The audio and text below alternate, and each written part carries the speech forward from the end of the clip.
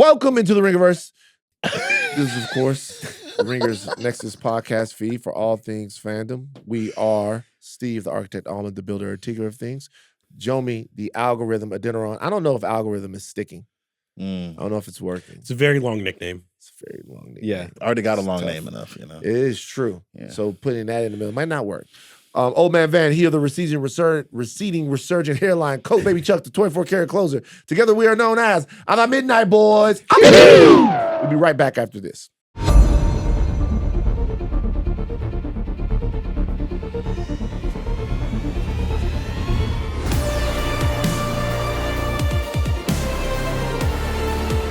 Okay, so follow us on socials. At the Midnight Boys Pod on Insta and TikTok. At Ringerverse on Insta, Twitter, Facebook, and TikTok. Jomi, quickly. Man, so quickly, now I got a whole spiel. It's quick. We late. Let's go. So Wemby had a quote after game one, and he was like, "Oh shit, we can rest in July." And I was like, man, I wish that was us. It will not be us. Yeah. Game of Thrones, Odyssey, what do you call it? Spider-Man, Comic-Con. There's no rest for us. We will not rest. We will not rest in July. When does the rest come? Because it doesn't really even seem like we're going to be resting in the fall. I think there's like a little space a in between summer and fall. Maybe, but that's like closer to like November, October, November, because I don't know exactly, but doesn't Lanterns come right after Game of Thrones? Lanterns is in August. Yeah, it's right after Game of Thrones. Lanterns It's not is in really. God, we're August. cooked. No sleep So for the Lanterns wicked. is in August, and then the fall has, obviously the winter has Dune and Doomsday, But yeah. what else is in the fall?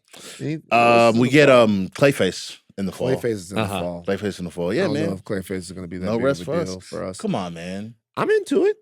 But I mean, like shows, though, I don't think it'll Right. be Okay. like, that much Well, stuff going Vision on. Quest is supposed to come out this year. Vision That's Quest. And we also have like Vision X-Men Quest is this 97, year? Vision I Quest believe. is this year. Vision Yeah. Quest is this year, they say. It's this year. And then X-Men, I think, got pushed to the fall. X-Men got pushed to the fall. Okay, so there's no rest. 26, it's up. Oh boy. It's up.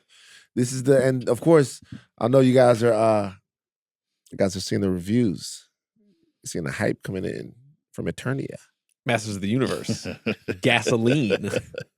People You're are so on it. excited. People are on it. Cannot wait. Arjuna, where you at? Arjuna, what is screening at? Huh? Can't wait. Okay, we're on YouTube. Like, comment, subscribe, share. You can watch every Midnight Boys and House of Art episode on youtube.com/@Ringerverse and also on Spotify. Programming. Okay, Wednesday, the House of Art is doing a Survivor special. I saw this. I saw them taping this, I think. Mm-hmm. They had the guy from Survivor on there. Yeah, Tyson was on there with Riley. Tyson and Riley. Yeah. Riley The and pod is Tyson. spoken. The pod is spoken. It's the Survivor pod. Mm-hmm. I was talking in the control room with the guys, and I realized I haven't really ever watched Survivor before. Neither have I. You've never Big watched, deal. Not even an episode? Watched maybe the first season because it Mhm. was a cultural phenomenon Yeah. that was happening. Remember, Richard Hatch won. And we were talking about Survivor and like how many black people have ever won. Yeah. And That's they've had a couple of black people that have won, apparently, but not Right. that many. Because you got to build alliances and got to make people vote for you. So the same reason why a nigga can't be president, except for one. Except for one. Same reason why we can only get a couple people to win Survivor. You think Okay. Obama would have won Survivor? Yes. Yeah. Yeah, Obama would have It's won about Survivor. campaigning, really. Yeah, I think Obama would have definitely won Survivor, you know? Let me be clear. You like that? I need The tribe is spoken. I need the On Friday, the Midnight Boys discussed The Mandalorian and Grogu, Star Wars movie. Yeah. That is like the anti-Masters of the Universe because everyone hates it. What? That's what they're saying. Oh, before we move on to that, we should have a conversation about something that you and Joanna were talking about. I want to know from the mob and the writers out there whether or not you guys liked Eternals, because Jomi and Joanna got into a little back and forth. Jomi is sticking to the assessment that he made when we were in Eternals that day. That day, when we were leaving, we were all kind of down on Eternals. Yeah. Yes. And Jomi said, hey, people are going to like this movie. Jomi seems to think that people liked that movie. Joanna It's not. said no. They don't like that movie. She then put a poll up on Twitter. Up on the Twitter. And I got to look to see where the poll stands right now. Last time we saw it, it was 50-50. Like neck and neck. 50. It People was who liked Eternals, people who did not like Eternals. 50. I guess my question is, did you guys like Eternals, and do you think that Jomi is more right or that Joe is more right? We need to stop rewriting history. Eternals is bad, was bad. People did not like brother. I think there's some But it's late not rewriting stage- history, though, because I said it at the time. I want to be very clear. Right. I didn't say it 10 years later. Said in the moment, we could check the podcast, listen to the tapes. If people liked Eternals and it was good, we would be hearing about Eternals 2, and they have essentially been like, they in the with the Inhumans. Don't That do shit that. never happened. I'm gonna be honest with you. Did people like Eternals? Right now, the poll is 50.7% say yes. That's still razor thin margin.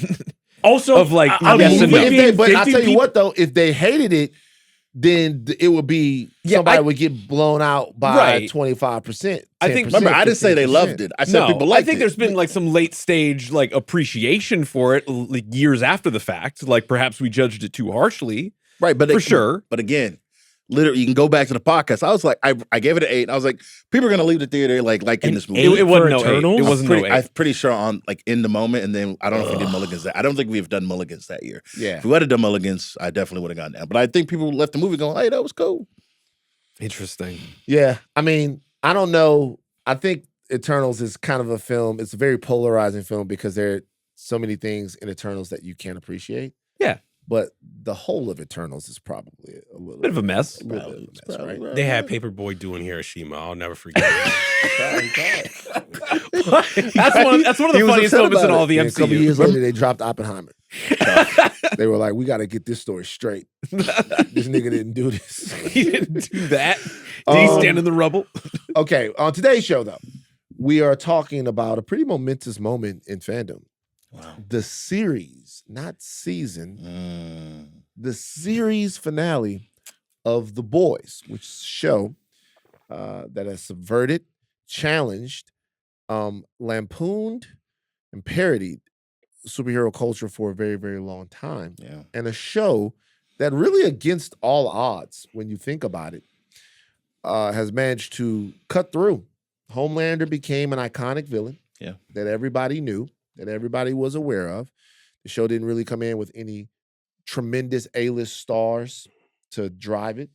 Came in with big conceptual ideas, and it kind of started off, like on a streamer as not a little engine. Nothing on fucking Amazon could be a little engine. Mhm. But it's a show that didn't come in with a whole bunch of fanfare, and it's managed to kind of And then turned into their flagship show, arguably, after Absolutely. maybe what would be Amazon's flagship shows? at I mean, this now it might be Invi- Fallout.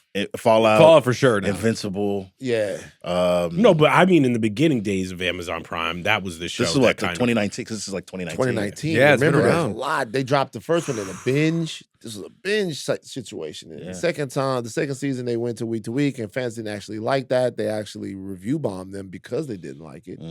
But the show has been able to kind of endure ups and downs. But now this is the end. It's kind of a big deal. Have we covered another multi-season finale of a show here? Is this the first and only time we've done this? When we've gotten to a series finale. We got to a series finale. I mean, I'm going to be honest. How many shows, and I think this speaks to Eric Kripke and the boys, how many shows have we covered in this age that get this amount of seasons and usually it's like you get one or two seasons. The second season think is you like get the series finale. Yeah. Like Yeah. Andor was 2 seasons. Right. But the Andor was built like a limited. Was album. built like- because Yes. Rogue One was like built And into then most of the this. MCU shows Only get have one been like season. one and dones. Yeah. Right. So this is like It's kind of a big thing. sort of. It feels like it. Mm-hmm. It feels like we'll get to it though.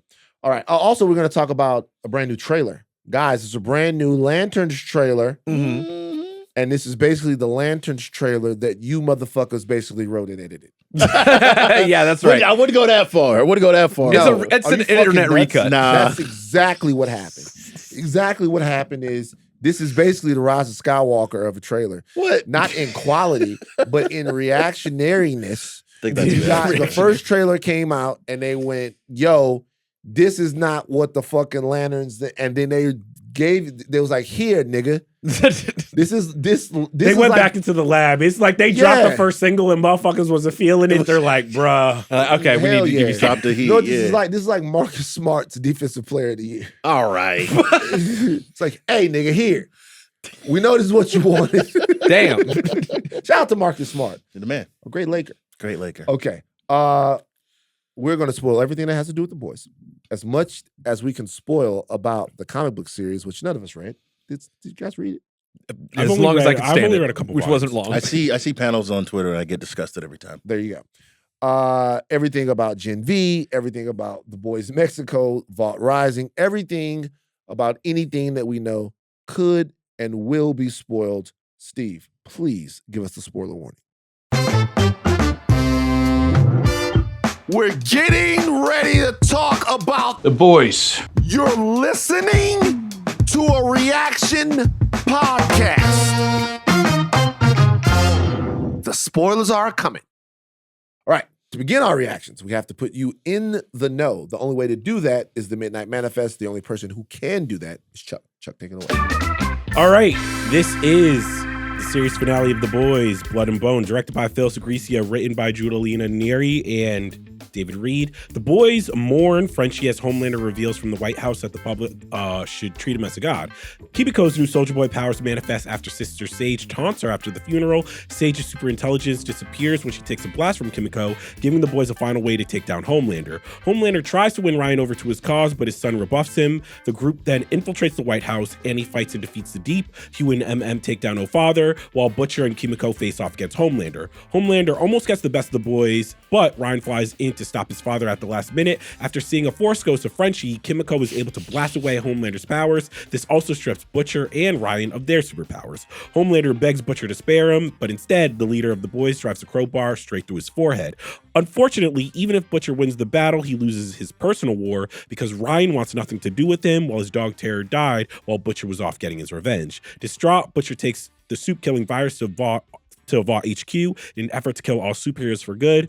Huey tries to stop Butcher one last time, but ends up having to kill his mentor. At show's end, the boys disband. Edgar takes control over Vought. MM remarries his wife and takes care of Ryan. Kimiko spends time in France with her new dog, and Huey and Annie fight crime while waiting for the arrival of their daughter. This has been your last Midnight Manifest for the boys. Last one ever. I mean, Until unless we the next cover one. The boys Until next. the next- Well, for the boys. For the boys, The yeah. boys, Mexico, the boys, Amsterdam, the boys, Japan.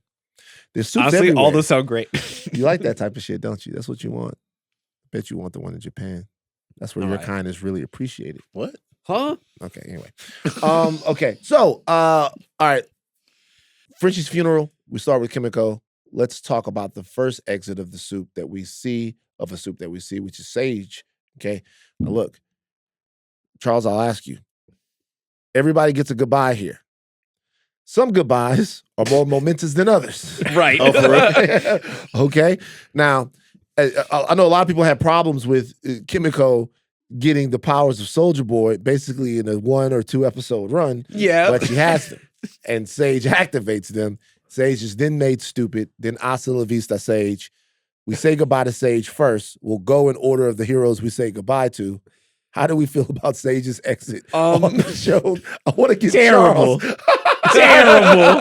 I was like, I want to preface this. This has been a turbulent ride for the season.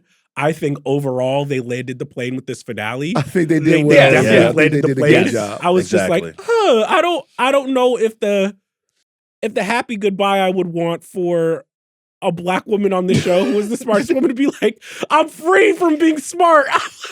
Also, does she really deserve a good ending? She's Yeah, kind of it was- evil. I don't know if she deserved a good ending, but I do think there was a level of it made sense that I'm dumb now. I can go out and live my free life because the weight of the smartness burdened her. Sure. Like, it was her burden, right? And so, I get that. It just was a little bit. I was like, okay, they Because rushed she's- through this yeah, one. we try to Because her get to the being end. dumb means like she's slamming Taco Bell and then being like, "Oh, I'm going to Harry Potter land." Well, I mean, that was kind of they were kind of talking about us when they were doing that. It was very funny. It was Yeah. kind of like a critique of the audience almost, or the critique of what they think. That's like a person from Wall-E almost that she became.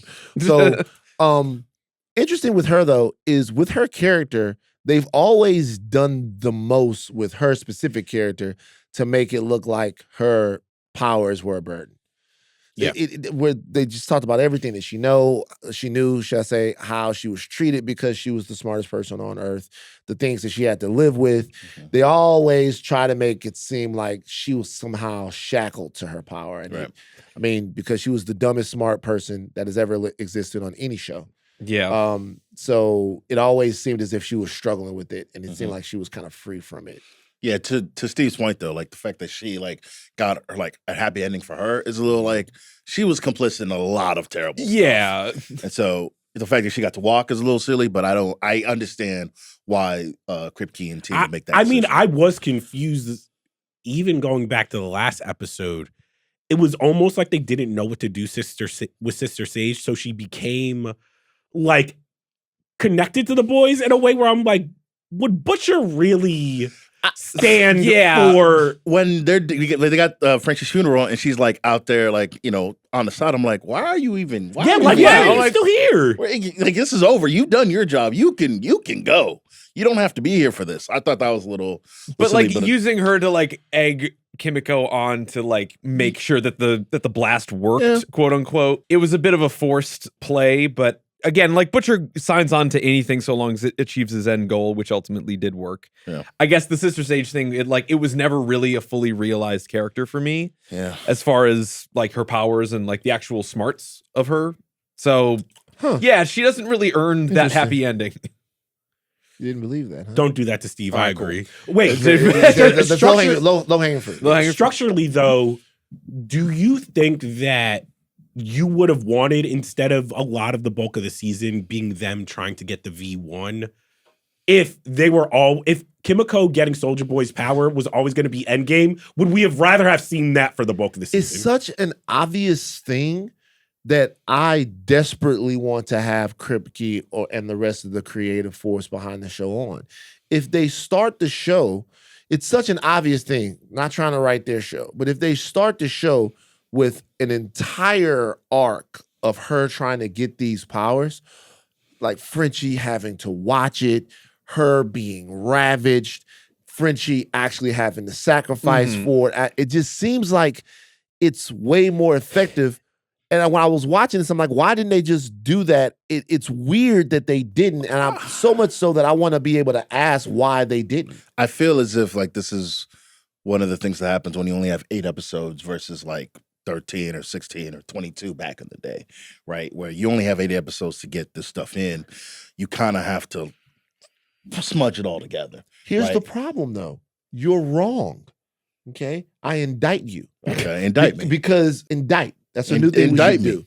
I indict you? I indict indictments? you. I indict you. Okay. The grand jury? You're the grand jury? 8 episodes would be plenty enough time to run that. Now, our episodes as well. Right. You can't do that and have Kimiko and Frenchie's relationship maybe deepen because she can talk now. So maybe you have to choose one or the other in that situation. But because like a lot of what they did with her character was so that Frenchie's goodbye was better served. She has to burn a duel. She's in France. Now, you can't do a lot of that stuff. Right. Maybe you can only do that for 1 or 2 episodes. You're saying swap it.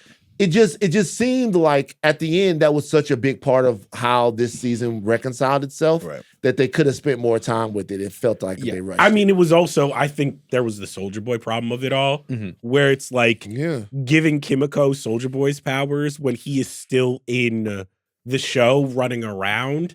I think they were trying to be like, all right, we have this V1 plot because we need to give Homelander a way to physically be different. Like, I don't age now, I'm a god.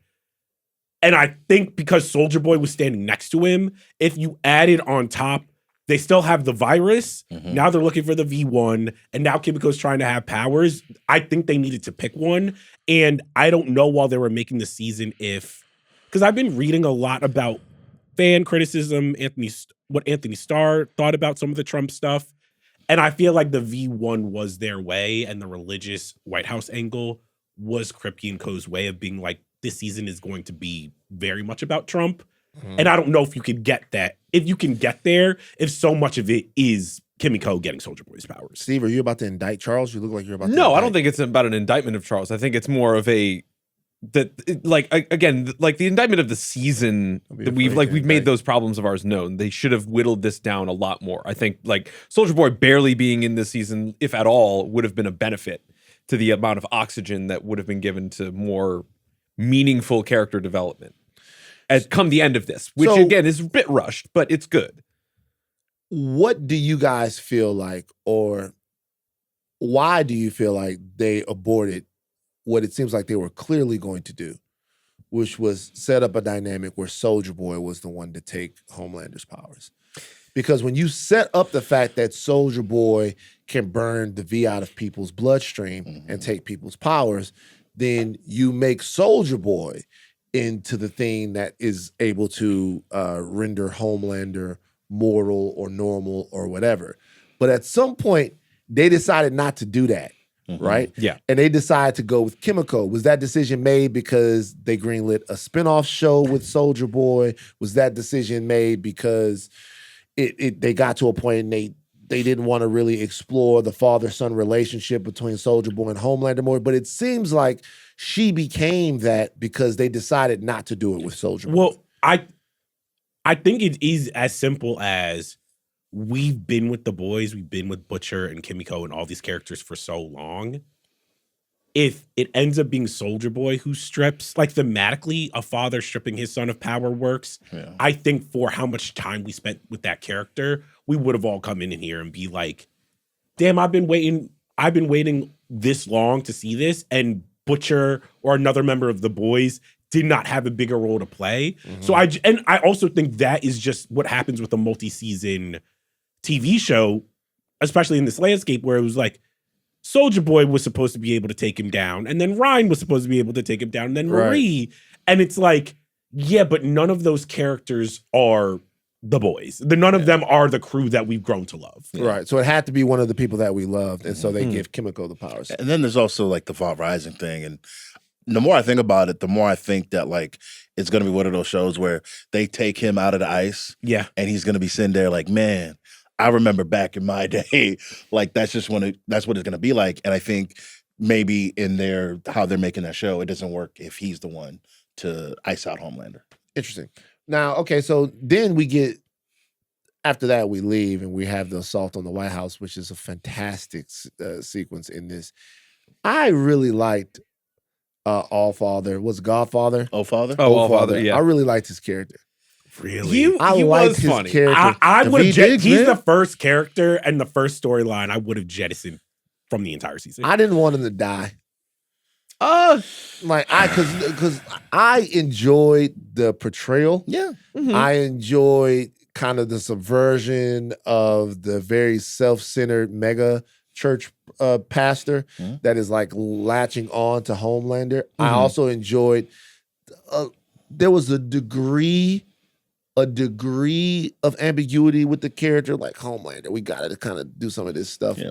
But I'm just saying, like his character, I thought was pretty awesome in this episode as well. But all of the stuff when they got to the White House was amazing. I thought that entire sequence from the JFK sex tunnels all the way to killing Homelander, I thought that was really good TV in regards to like the character moments and like what they accomplished. You know, Annie flying off with the Deep, that whole sequence. I liked it. I really enjoyed it. How do we feel about Ashley and her comeuppance? She helped the boys. She brought him in. I kind of dug it, actually, a little bit. Like, yeah, she probably actually deserved to get killed with, again, all of the things that she was complicit to and aided and abetted with Homelander. But I found it very funny when she's just like, no, I'm not leaving office. I did nothing wrong. Immediately impeached and out of office. The show does a really good job of not letting anybody slide. Yeah. Right? Homelander, obviously. Butcher, Ashley. If you were in any way culpable of like how, like even, I mean, the boys did their own, like at their own things, but like if you were in that vault, that center of orbit, vault, you got up out of there in some way. Except for Stan, but remember, money, brother, capitalism always wins. Yeah. Look, what I liked about it was, as far as Ashley's concerned, I liked that the show what the show did was something that we talk about like in the real world a lot. Like, what is somebody's breaking point in terms of like what they'll accept? So Ashley was on for making the Supes into these heroes, for making the Supes into these cultural icons, for making the Supes into these, larger than life figures. But everyone seemed to stop short at God. Mm-hmm. And I think that's probably the biggest a commentary that they're making on Donald Trump, because it just in the real world, they're actually making Donald Trump into God. They're making Donald Trump into somebody whose will cannot be questioned, someone who is infallible, someone whose word is almost enduring and eternal. Like when you look at how his people believe in him. Yeah.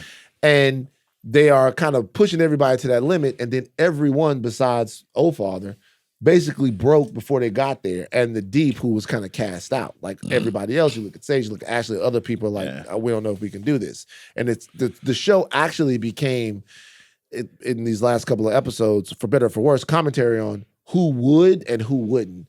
And that's kind of what the finale ended up being. And Ashley, when she broke, I thought it was kind of meaningful. It was nice to get her conscience back, in that moment, lock in, help the boys. And I mean, again, she got her comeuppance, but I think to your point, like, it was well earned. What about the Deep in Starlight, Charles? That's what I thought the episode started, Ernest. I was just like, okay, this is what we've been waiting for this entire time.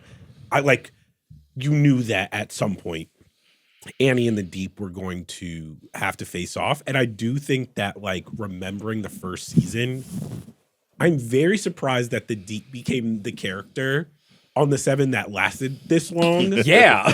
That's a great point. You know what I mean? Where it's like, it would be fascinating to maybe track just when that betrayal and that character was someone that was always going to have to be here for the series finale. Because also it gives, what I think it did help is, one thing that I think got muddled throughout a lot of the storytelling was the whole Starlighter shit, her becoming this rebel.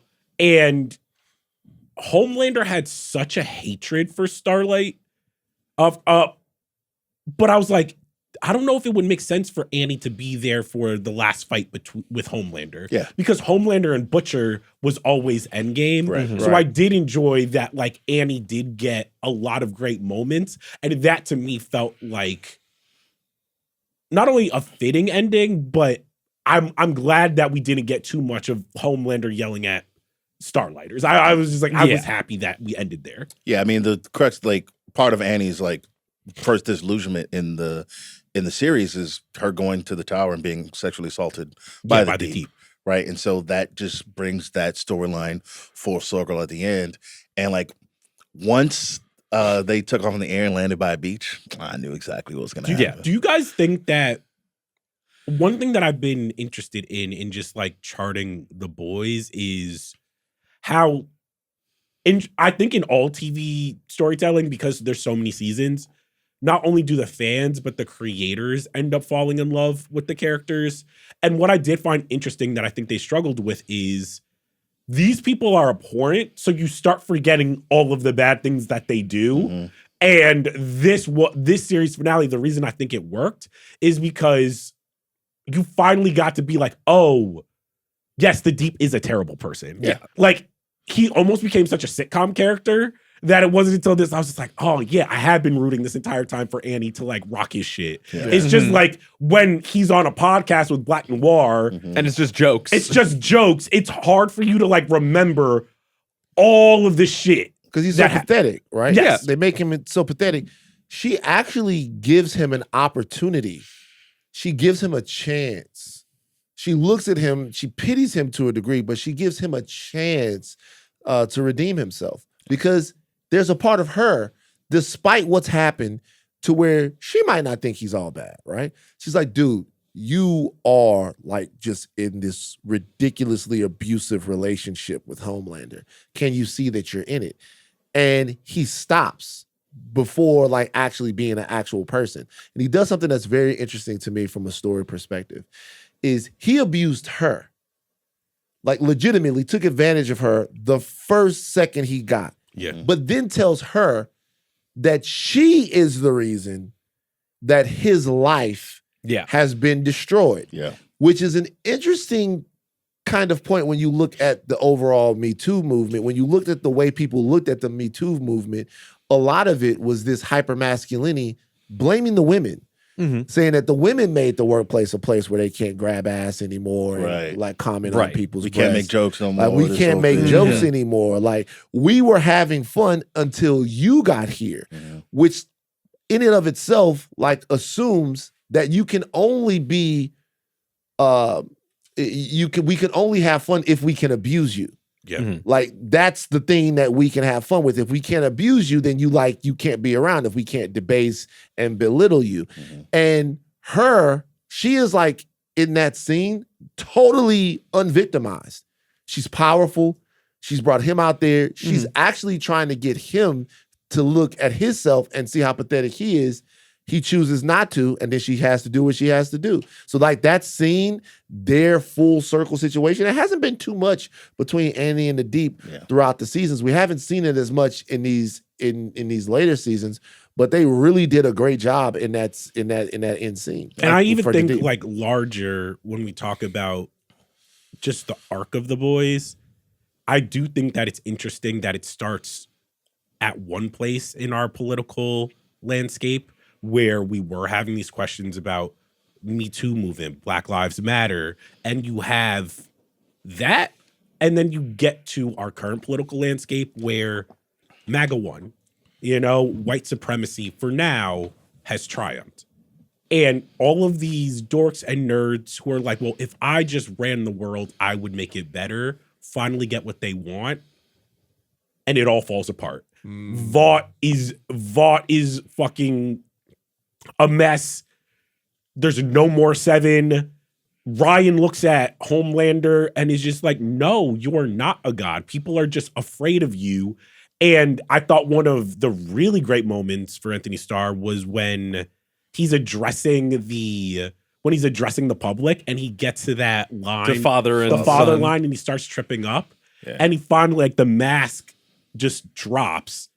And he's just like, no, I'm a god. If you do not follow me, I'm going to kill all of you. I'm just like, yeah, that to me is way more potent of a commentary because it's saying like when these evil fascists finally get what they want, it's still never enough. They're going to burn the entire place down regardless. Yeah. That also is something I feel like I want to step on Jomi, but that's something I feel like would have been awesome if it came earlier in the season. Yeah. Well, they've always been threading that. Like when you think about the boys as a whole, they've been threading that fatherhood thing from the jump, right? Like when you look at the end of the show, and like we'll talk about how Huey and Starlight named their baby, but Huey becoming a father, Huey's like his relationship with his father, Butcher being like a surrogate father for him. What's his name? Soldier Boy, Homelander, Ryan, Butcher as Ryan's like so-called dad, Butcher relationship to his father. These through lines have been like that through line of fatherhood has been weaved in through the story's narrative the entire time. And at the end, we finally see like what it's like when somebody who's been like desperately wanting a father or wanting to like be a father totally collapses. And I thought, like, in that moment, to get to your point, when he sees father, I'm like, that's going to set him off. And it does. It also forced him into authenticity, which is like kind of what the season finale gets at. Like, I think that Homelander got sick of the bullshit as well. I think Homelander, over the course of this, he resented having to pretend that he was this thing. Yeah. He resented that as much as anything else. And it was interesting because I think, so like, I love evil Supermans. And when you read Irredeemable, which you guys, don't like Irredeemable. I don't know why you don't like it. But when you read Irredeemable, the thing that really drives the Plutonian crazy is that he's doing all of this stuff, but he can hear people and they're not appreciating him enough. Yeah. Like all he hears is people in other places that are saying, hey, I need help. Hey, I need this. The Plutonian wasn't here. He's like, what the fuck is going on with these people? Obviously, the whole thing where the woman rejects him is one thing, but like, it's the fact that people aren't grateful, that they don't buy in, that he is a hero and that people don't buy into his heroism. That's a very human thing. Like a lot of times like even for us, we're on podcasts or whatever, and we're saying stuff that we think is righteous, and we get something wrong with it, and you look at people, you're like, I'm fucking trying to help. I'm trying to help. Why in the fuck are you kicking my ass? I'm one of the good ones. Homelander always struggled with that. He wasn't one of the good ones, but he was acting like it, and people wouldn't accept him as such. They were still scared of him. So at the end, when he saw that, he was like, I'm not pretending anymore. That's something that pushes me to my authenticity, the father-son thing. I can't pretend anymore. Yeah. I will kill all of you and be completely okay living here by myself. So you have a choice. Like, let's get real. The choice is live as a subject to me or don't live at all. I don't give a fuck either way. And if that would have come like earlier in the season, it would have forced all the rest of the characters to make really desperate decisions about whether or not they could go along with that. Yeah. Well, what were you saying, Steve? No, and it's really just time. It's time to know when something like that can land, and then given the time to reconcile with that mask coming off later. To know that, like, okay, when Homelander gets his, and we have our epilogue of like everybody basically coming to terms with Huey and Butcher, and then everybody going their separate ways. I wouldn't want to like relitigate the entire season to be like, okay, well, what if we like Connor's wedding it and we kill Homelander in the penultimate episode, and then we make an epilogue just entirely about the catharsis of everybody coming back after that. But time better spent in the emotional state of what Homelander does in the immediacy of declaring himself God, while again achieved in this finale, I think could have been even better if we just had a little bit more time to do so. I think that would be my main complaint. I will say my favorite parts of the episode were the catharsis of Homelander finally dying. But the thing I wanted, to your point, even more time spent on was we always knew deep down that Huey was going to have to take Butcher out. Mm-hmm. And that it had been something in the series that they had always played with, which is, can Butcher be saved? And I did like from a storytelling perspective that Butcher finally gets everything he wants. He finally gets the revenge that he's been waiting for his wife and everything that Homelander did to her and their family. And then just at the precipice, Ryan looks at him and be like, you're a monster too. And then the only other creature on the world, his dog that loves him, is now dead. I thought it was a great character turn for Butcher to just be like, if I can't have my happy ending, no soups can have their happy ending. I just wanted more of that. I wanted more of that struggle. I wanted more of Huey being like, it has to be me. And I was like, damn. Because I thought that the acting was effective, everything about it, but I left wanting more. Mm-hmm. So I want to talk specifically about the Homelander and Huey stuff a little bit later. Excuse me, Homelander, but the Butcher and Huey stuff a little bit later. Mm-hmm. But Homelander's death. So this is smoke that pack, baby. Great stuff. So this is a couple of things. Number one, I thought Homelander flying the Elon Musk guy to space. That was funny. Very funny. 17 funny. Kids. Very I want to talk to you about white birth rates. I always was. I knew Homelander had to die. I think we all knew Homelander had to die, right? Because the world's not going to be safe unless Homelander's die or unless he's rendered powerless, right? Yeah. Leaving him powerless in the world would have been interesting, but Butcher would never go for that. Butcher would have to be dead, right? No, yeah. As soon as Homelander loses his powers, Butcher's going to kill him. The Homelander death scene where he is completely unmasked as a superhero by the world because it's all caught on video, and we realize that all of his power is synthetic. Yeah. Mm-hmm. It all comes from the V. There is no dignity. There is no bravery. There is no sincerity. He is truly, truly, truly like gravel, dirt, nothing without his powers. Yeah. I thought it was phenomenal. What did you guys think of that scene? I thought it was incredible, man. Like, on his knees, begging, pleading, I'll do this, I'll eat. I was like, this is we've all known that character was there. We knew exactly who he was. And in his final moments, to see him, unmasked, to see him for what he truly was, I was like, this is perfect. I even enjoyed, there were like small moments when you're realizing, oh, this is the first time ever he's had to take a real punch. This is the first time he's been in a fight and has not been the most powerful person. And just like the quick realization of like, oh, this is what pain is. This is what it means to be human. Similarly, I wanted more of that because I was just like, oh, that is interesting because we don't get to see it a lot. Like, we get to see Superman depowered in media a lot, but when it is an evil Superman depowered, you're like, it's a different thing because you're just like, oh, you kicked all of your humanity. The thing that it's like when you get a paper cut, you're like, fuck, now my hour is ruined. Like, he doesn't have to go through life like that ever. Right. No, I mean, you're right. And it was funny when they were all having a fight and it was Butcher versus Homelander, Soup versus Soup. Like, this is a really great scene because the first part of the scene is Soup's fighting. Yeah. Soup versus Soup versus Soup. Homelander is trying to escape when he sees Kimiko because he knows. Yeah, he knows what's up. Like, he's trying to escape. Right. And then Ryan shows up. And then when Ryan shows up, Homelander then can't escape because that's the one thing that he can't run from, which is the fact that that's his actual son. Mm-hmm. That's his actual son. And then he stays in it, and because he makes an emotional decision, he loses his powers, and then the scene switches. It's not Soup against Soup anymore. It's like a dude against dude. And that's just like how prepared you are for Butcher been in the lab, man. Yeah. Butcher knows, brother. Yeah.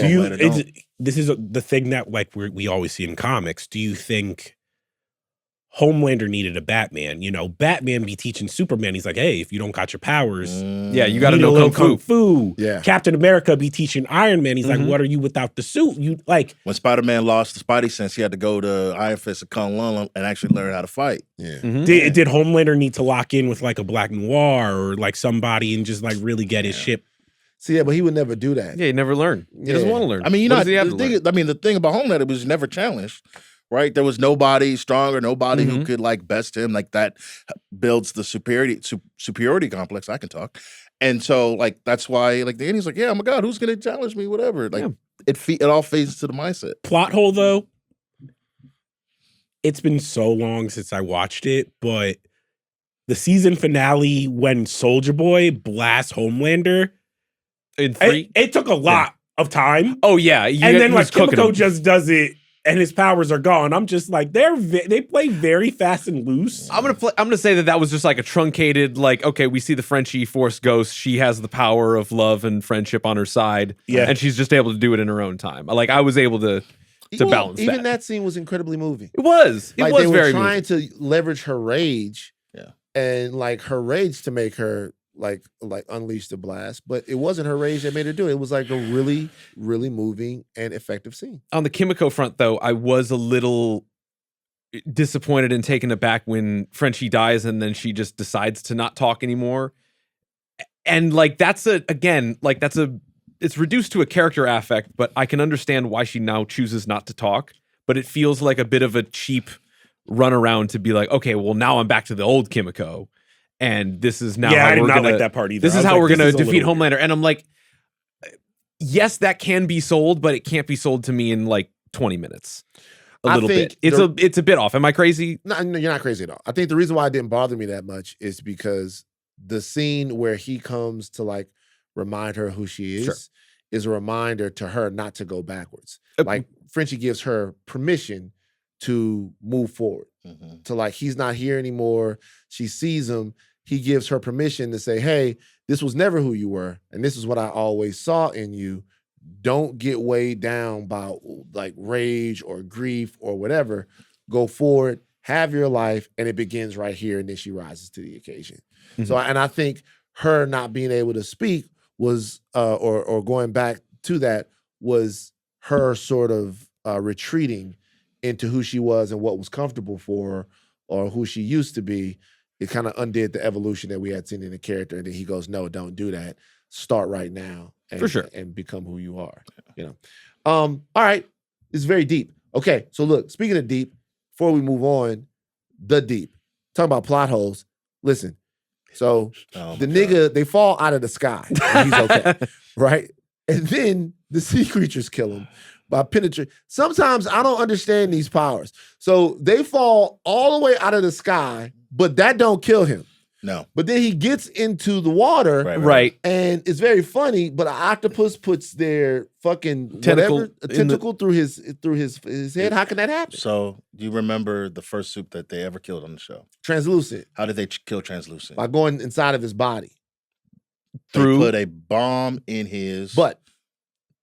That's what they did. Yeah. That's what they did to the Deep. The butt is the weakness. The butt's the weakness. Remember when Endgame was coming out and they were like, Ant-Man's gonna kill Thanos by going small up in his butt and then becoming large. The butt is the weakness. The butt's the weakness. I do have a nitpick for that. If I have invulnerability, I feel like it would give me an invulnerable butthole and guts.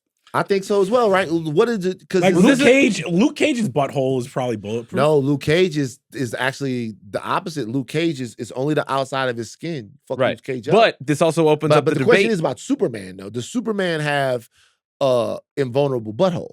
Well, this is opening up the debate. Sun. He would have to have an invulnerable. But is he doing the butthole sunning? No. Here's the thing. His cells. Well, he doesn't need to sun the butthole. He doesn't need to sun the butt, but he could though, because they say that if you sun the butthole, have y'all seen this before? I have not. You guys have never heard of the? I have heard of this. People are like in like the woods and they're just like and they sun their buttholes. Yeah, they sun themselves.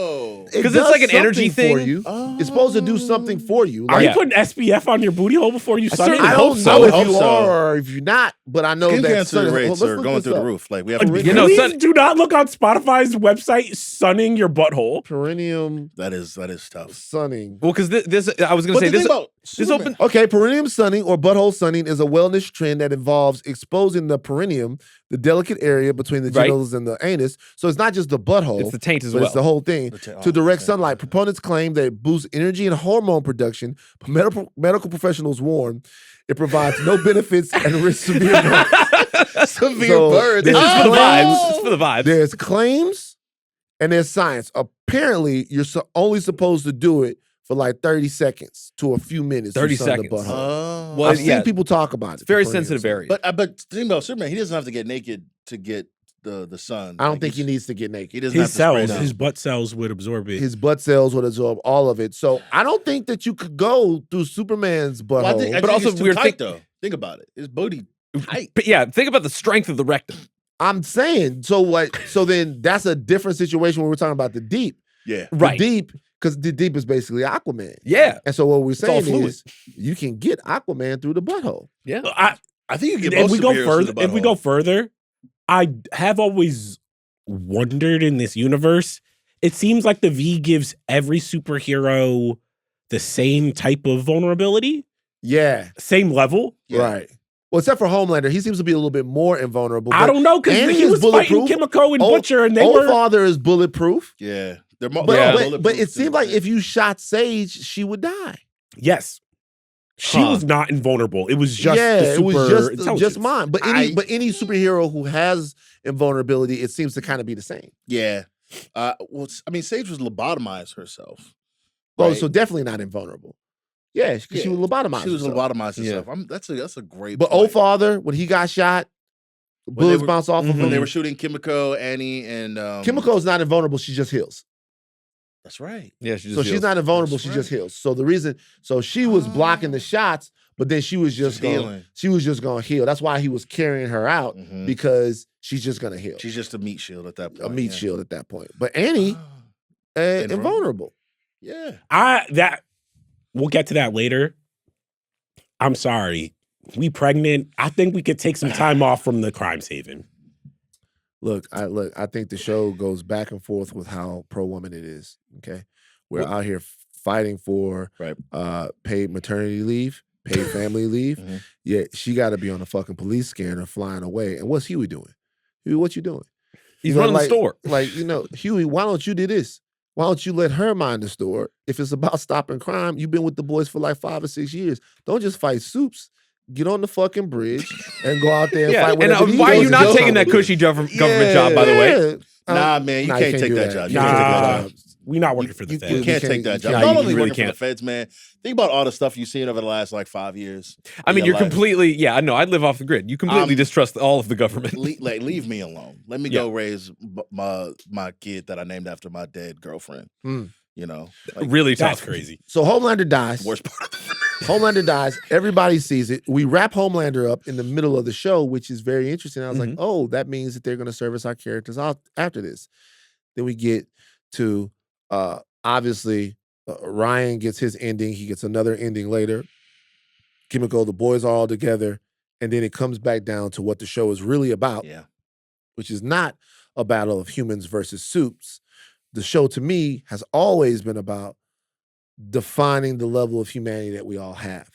And that is essentially what is the real schism between Huey and Butcher. One of them is a human that has been mutated by their trauma and their strife and their desire and their ambition, and the other one isn't. And so then, like, what wins? Interesting thing, before I throw it to you guys. Killing all the soups is what Butcher always wanted. Yeah. That's what he always wanted. He's always 10,000 soups out there. We don't need a world with any soups. He always wanted to kill all the soups. The real failing of Butcher's character is that he didn't change. Is that even though he was around Annie, even though he was around Kimiko, even though he himself had been a soup, he still didn't change. Huey stayed the same, and that was a good thing. Butcher stayed the same, and that was a terrible thing. Right. Yeah. I mean, there's nothing more realistic than a white man losing his dog and then wanting to take it out on the world. I was just like, God damn. That was sad, though. Very sad. Man. I'm telling you, we down bad for killing we're dogs. We're really losing dogs this year. We killing dogs. Daredevil? No, not Daredevil. Punisher. This. We killing dogs for story, man. Do we need to crypto relax? About to be in danger? This is John Wickification of action, where it's like any single time you need to show that someone going through it, you just killed a dog. The James Gunn special. I don't even think it's that. I think that, like, we as people attach like a different level of love and certainty, innocence to animals. Yeah. Right? You hurt a human. It's that community quote, man. Yeah, I can tolerate animal violence. I can tolerate racism, but I draw the line at animal violence. Animal cruelty. You can tolerate racism. Yeah, literally though. Actually, you kill a person. Like, we see violence against people all the time. They might be good, they might be bad, whatever. It's a dead wife. Who cares? You kill an innocent dog. Also, who was watching Terror this whole time? I'm like, you just leaving him alone? You got the auto feeder on? Well, the Gen V characters went off to Canada, so nobody was there to watch. It's so crazy that they canceled Gen V in the show. I'm so glad we talk about it. We got to pause. I know you want to get to Huey and Butcher. I think that's really important. But I think I enjoyed the finale a lot. I really enjoyed it. How they handled Gen V in this whole universe is a failing of the show. And when they drove off in the truck, I was like, oof, this is tough. This genuinely feels mean-spirited and kind of fucked up. I don't know how mean-spirited, but I think we talk about universes and we talk about, the MCU and the DCU and how, like, all these things are all encompassing and all, like, everything should matter, right? If you watch a show, this is like one of our first big arguments on the Midnight Boys was, are the Disney Plus shows extra credit or not? Right. Required reading. Do you have to watch them to also watch movies? I was like, no. You more specifically were like, yes, because what's the point of it if they're not? Right? If we don't have to watch them, then what are they Actually, if we litigate that.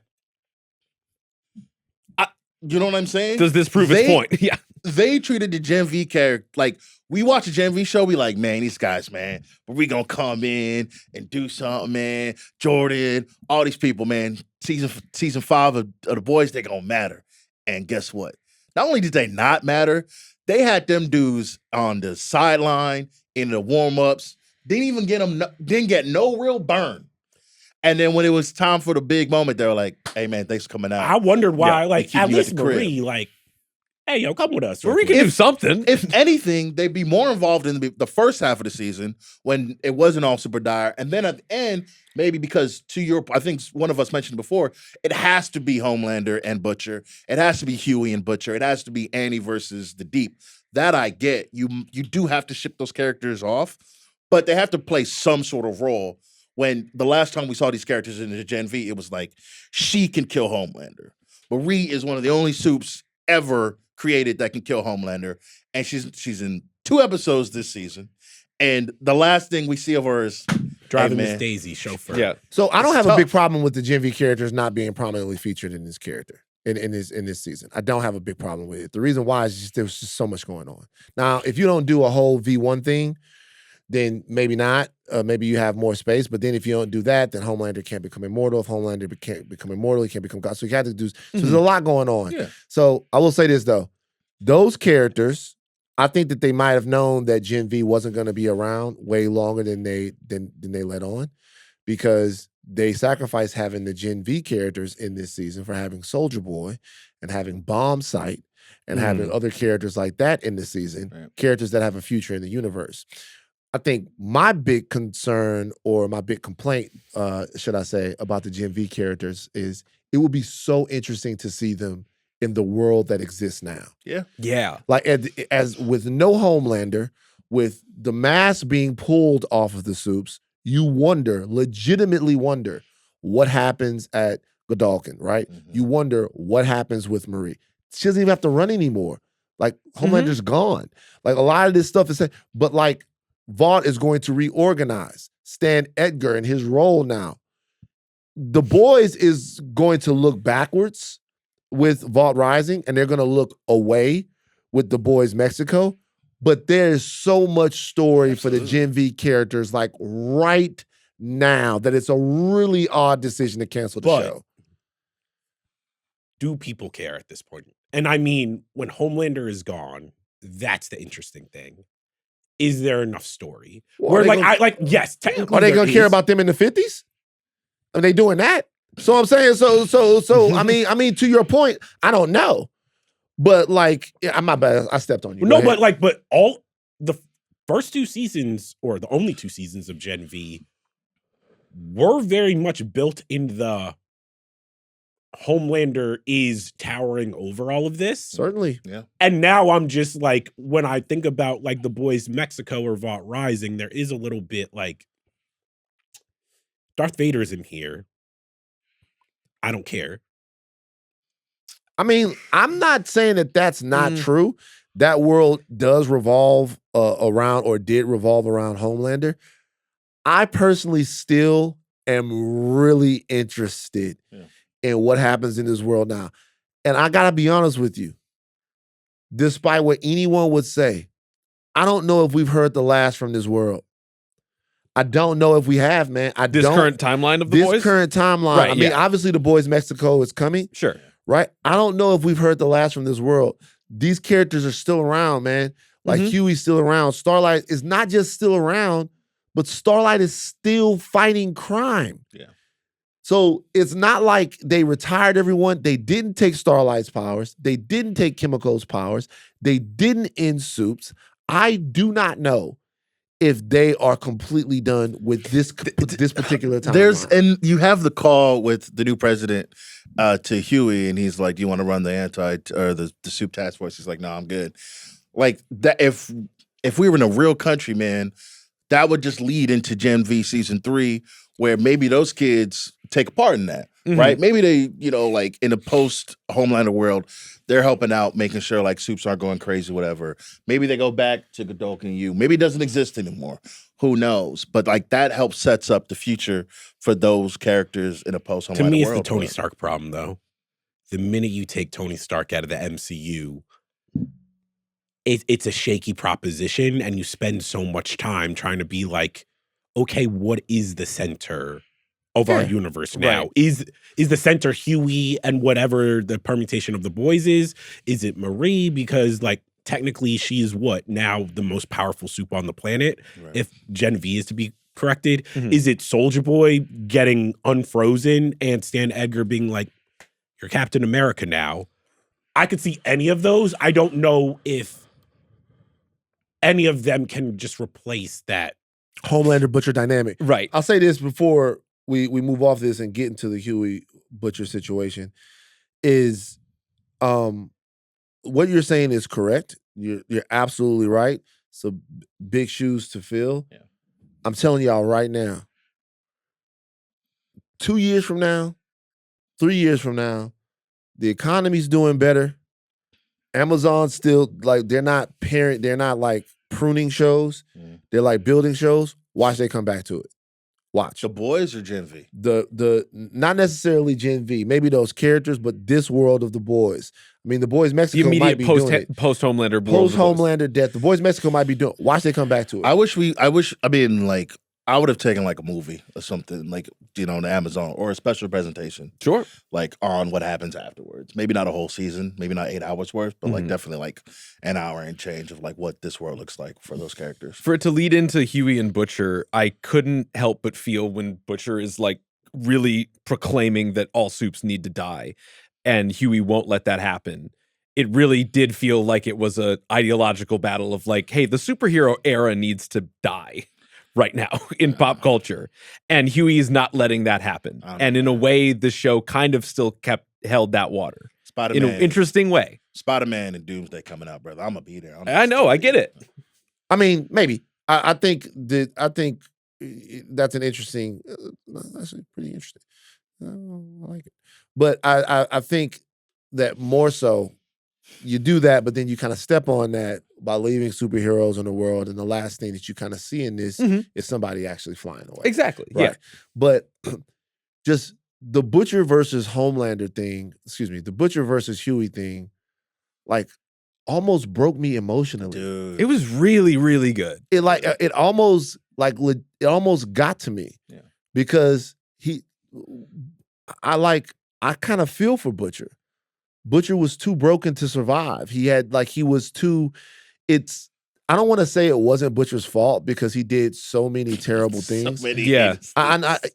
But like, this is kind of this conversation I'm always having about humanity. Look what wound him up. Mm-hmm. His starting point was being broken. His starting point was losing his wife to this all-powerful thing that everybody was saying was a hero. He lived his trauma every single day. Every time Homelander saved someone, every time he saw a billboard of Homelander, a picture of Homelander, every time Homelander was on the news, the whole deal, he had to relive the fact that this is the person that like killed his wife and made him into this thing. It was all consuming and he just couldn't come back from it. And the person that had to deliver him to the hereafter, like, was the original victim of this particular show. Did Butcher have a Walter White problem where the whole time I was watching it, especially epilogue post losing his powers, I'm like, wait, weren't you dying? Like they did it. I kept being like, I thought Butcher had like super cancer. He had something, but I think the super cancer he had because of the superpowers. Yes, yeah. I don't remember how it went away, but I think that shit went away. I don't know because the whole season they weren't really. They brought it up a little bit, but I'm like, last time we saw you, you were sick as hell and you were dying. But there was a bunch of shit like that they just kind of like Huey and the Temp V and like there was a bunch of shit that they kind of just didn't do. They just kind of got away from it. They just decided, and I really do in my heart of hearts, and I don't know anything, in my heart of hearts, I believe it's because there was one part of this where they thought maybe they were going to be, once they were done with this show, they were done with this world. Yeah. And then they weren't.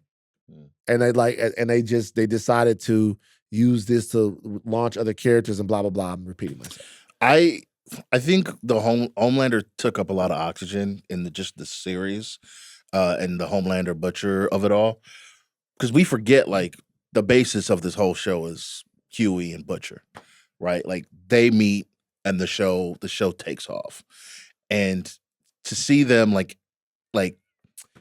Butcher and Huey clasping hands, and Huey, like, I think Huey actually does believe this.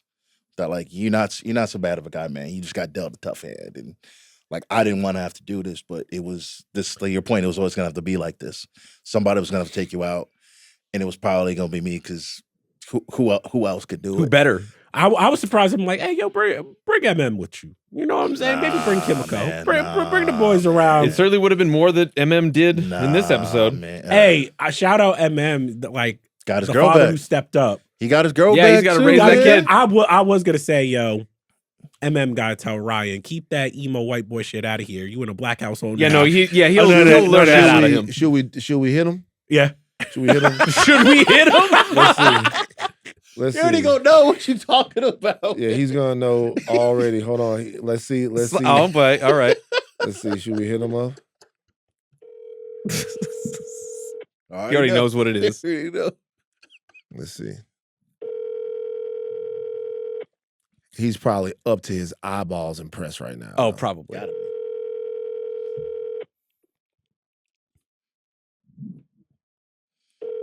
All right. He's the second ringer. So That's fine. That's fine. Okay. So, all right. What do we think of the epilogue?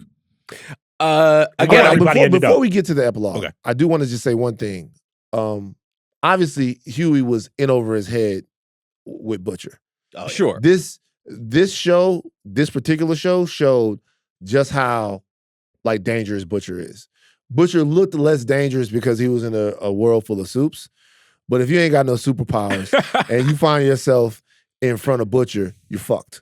Yeah. Homelander, he took that gun from Huey, smacked Huey around, and then just couldn't do it. His last bit of humanity is what killed him.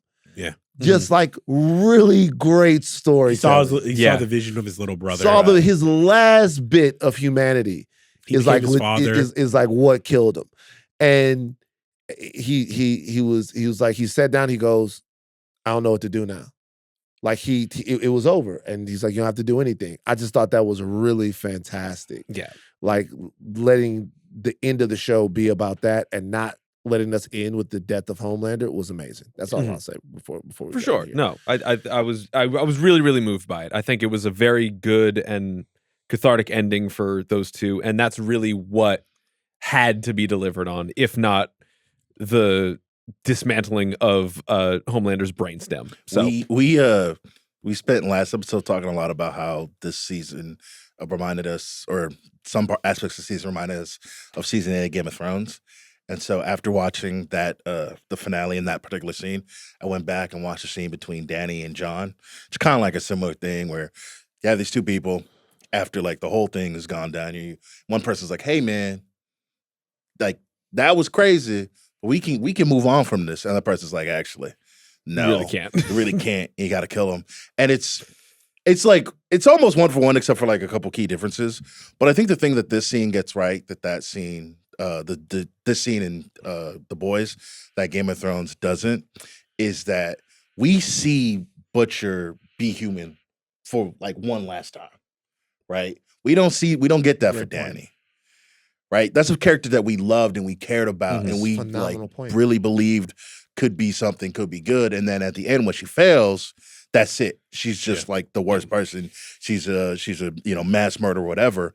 For Butcher, for 1 second, for just one split second, we see the person that Huey always believed was in there, and it just hits way harder, and it's just a way better. If we're gonna do something like that. It hits way better when it's done. The Boys. Also, Game of Thrones. We don't have a dragon burning down Vought Tower for no reason afterwards. I mean, that would have been cool. For no Imagine reason. if just a dragon just showed up and just. It wasn't for no reason. It shouldn't have happened. But there was a reason. Yeah, there was a reason, a poorly explained one. It wasn't for no reason. It shouldn't have happened. But she had her reasons for burning shit up. No, burning the. But you mean about she's talking about I'm talking about the dragon burning the Iron Throne. Burning the throne. Yeah, because that got his mama killed. Oh, now he was pouting, but he couldn't kill John because John's a Targaryen. Right. So he just he's just like I'm so mad. I'm gonna punch he you couldn't all. kill John because John's a Targaryen. He wouldn't kill a Targaryen. This is what I always wonder this. Have y'all ever gotten mad and broken something? No, probably. That's never happened to me. Probably. I see people do that type of stuff. I used to play video games with my friend Ryan. His name is Ryan Davenport, and he lives in Austin. He's a friend of mine, my best friend. Like we met real wall punchers. Those Ryans. The first day, it's true. The first day of the first grade, Ryan Davenport. We'd be playing video games, and something would happen, and Ryan would break the controller. I would never do that. That's so insane. I would never do that. You can't break the controller. You have to buy another controller. You break the controller. Yeah. I just see people, that video of Hal McRae, you guys haven't seen this video? What's this? Hal McRae, the manager of the Royals back in the day, he was asked a Kansas City question Royals during a press conference. This is one of my favorite baseball videos. He was asked a question during the press conference, and he just lost it and started destroying his office in front of the media. Just destroying his whole office. I know, I've never done that. I know guys who've broken bats. I can't remember like getting mad and like breaking stuff. Like stuff on purpose. I more so can remember the times, and it happens all the time when you're like mad, maybe you're out, and then your jacket like gets caught on the doorknob. And you're like, God damn it's like the last. That's the Truman Show meme. It's like, oh, he had a bad day. Make his pocket get caught on the door handle. I'm like, come on, bro. Computer.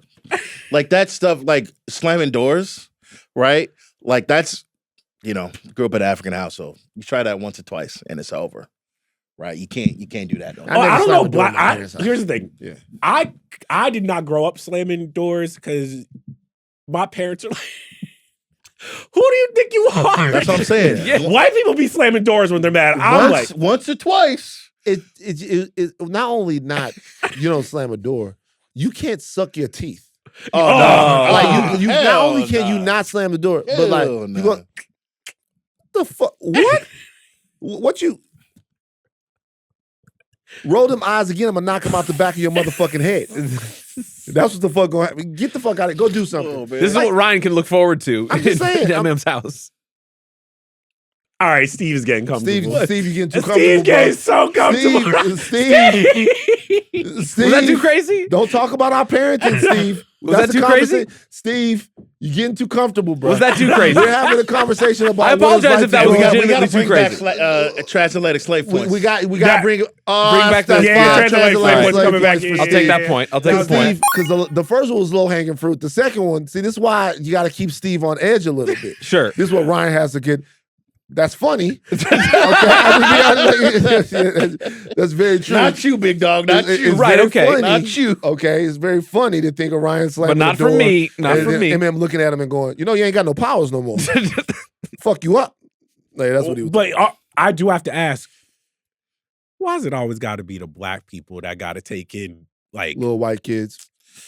Huey and Starlight couldn't have been like, all right. Nah. That was Huey's job. That was Huey's job. That was Huey's job to take in this grown ass nigga. That was like that was Huey's job. No, that was Huey's job. I think you got to. He rejected Butcher. That was Huey's job to take him in. Okay, now we're gonna get another Jack Harlow. No, yes, we are. Now, come on, man. Now we're gonna get another Jack Harlow. Now this is the last thing we need. Is another one. Okay, now we're gonna get another person trying to tell us about hip hop. Trying to tell us about the trial. Couldn't raise a Mac Miller? Huh? Shout out to that. Maybe he could. Right. Maybe MM would raise a Mac Miller. He's given him those leftover Joy Division t-shirts. Yeah, but I'm saying MM is like a real hip hop head. Yeah. He's like wearing the NWA and the Public Enemy and the Salt and Pepper t-shirts. He's about to take Ryan into they're gonna be listening. Can you imagine Ryan puts on Yeet at MM's house? MM's like, God damn the fuck up. What you on? Think about it. Remember, I'm really caping for MM right now because, like, obviously he's the most responsible out of all those guys. And two, remember the scene at the teenage kicks or whatever, and he's talking to that girl. Like, he can relate to the teenagers. You know what I'm saying? It makes the most sense. Huey with like a teenager. Come on, man. Huey not serious. Huey almost 40 not serious at this point. Nah, man. Well, I guess he's not quite 40. He's not quite 40. In universe. He's probably like at most early 30s. How old is Jack Wade in real life? Probably like mid to late 30s. Yeah. Get your locks. Jack Wade age. Using AI. Oh, really? Shouldn't do that. It's okay. Your Wi-Fi doesn't work here anyway. Okay, so show's over. That's it. Yeah. That's it. We're the epilogue, to your point. Well, let's talk about the epilogue. MM is now a father who stepped up. Kimiko living a life that I love. Bernadoodle in France. That was the Dark Knight Rises scene. I was like, all right. He's looking at the paper. I've seen this before. I hate to break it to y'all, by the way. That Dark Knight Rises scene doesn't make any fucking sense. No, it does not at all. Okay, I hate to break it to y'all. I love that. Dark Knight Rises has a lot of problems. That was crazy. But that Dark Knight Rises scene doesn't make any fucking sense. Break it down. Lock us in. Excuse me, a couple of things. First of all, Alfred and Bruce Wayne aren't like buddies. That's his fucking dad. Yeah. Okay? Okay. That's his, like, Alfred and Bruce Wayne's parents were killed when he was like 8 or 9 years old. Mm-hmm. Okay. Raised that Alfred kid. raised Bruce Wayne. Yes. Now, don't get me wrong. He be making his dad go, like, make him some scrambled eggs and all of that shit like that. It's true. But there is no way in hell that Alfred and Bruce Wayne, after living with each other for decades, crying with each other, building this gigantic secret with each other, that Alfred is just gonna look at him, give him a head nod, and be like, go about yourself and go live your life. That is so fucking dumb. There's no fucking way in hell that would ever fucking happen. He was with this girl. He was having a good life. He didn't want him to relapse into the Batman. I understand that. That all makes sense. No fucking way in hell it happens. Nah, man. It makes no sense. Now, wait. Let me ask this. If we get a third Batman movie with Robert Pattinson his Batman would do that. Absolutely do Yes, he would. His Batman would do that. And be like, fuck you, Alfred, you lied to me. By the way, that scene makes as much sense as Joseph Gordon-Levitt becoming the Batman after one tutorial of how to throw a bomb. Well, none of them got to remember. One tutorial of how to but his throw middle a bomb. name's Robin. His birthday was Robin. Bruh. They should have started the movie and had him at least embedded with Bruce Wayne at least 2 years. At least do some He karate. about to go get fucked up.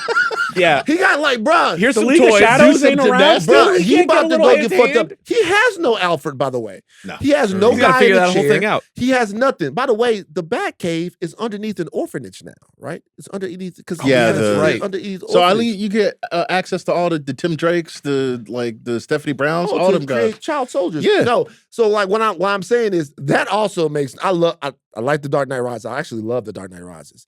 It's amongst the most rewatchable of all those Swiss movies. cheese plot holes, though. Okay, but like those two things at the end of that movie, they don't make any fucking But sense. him escaping the nuclear bomb, that makes sense. No. That's the one I can't really get past. That's the one I'm like, he for just sure ducked and did. rolled. You know? Which is fine, whatever. The ending though, I mean, he tells the story at toward the middle of the movie. Man, I go to the French Riviera and I stare, man, and I hope that's you, man. I see a couple, I want that to be you. Then you get to the end, it might be dumb as hell, but you get there and you see hits. Bruce and you see Catwoman, and Right then on. he gives him the nod, man.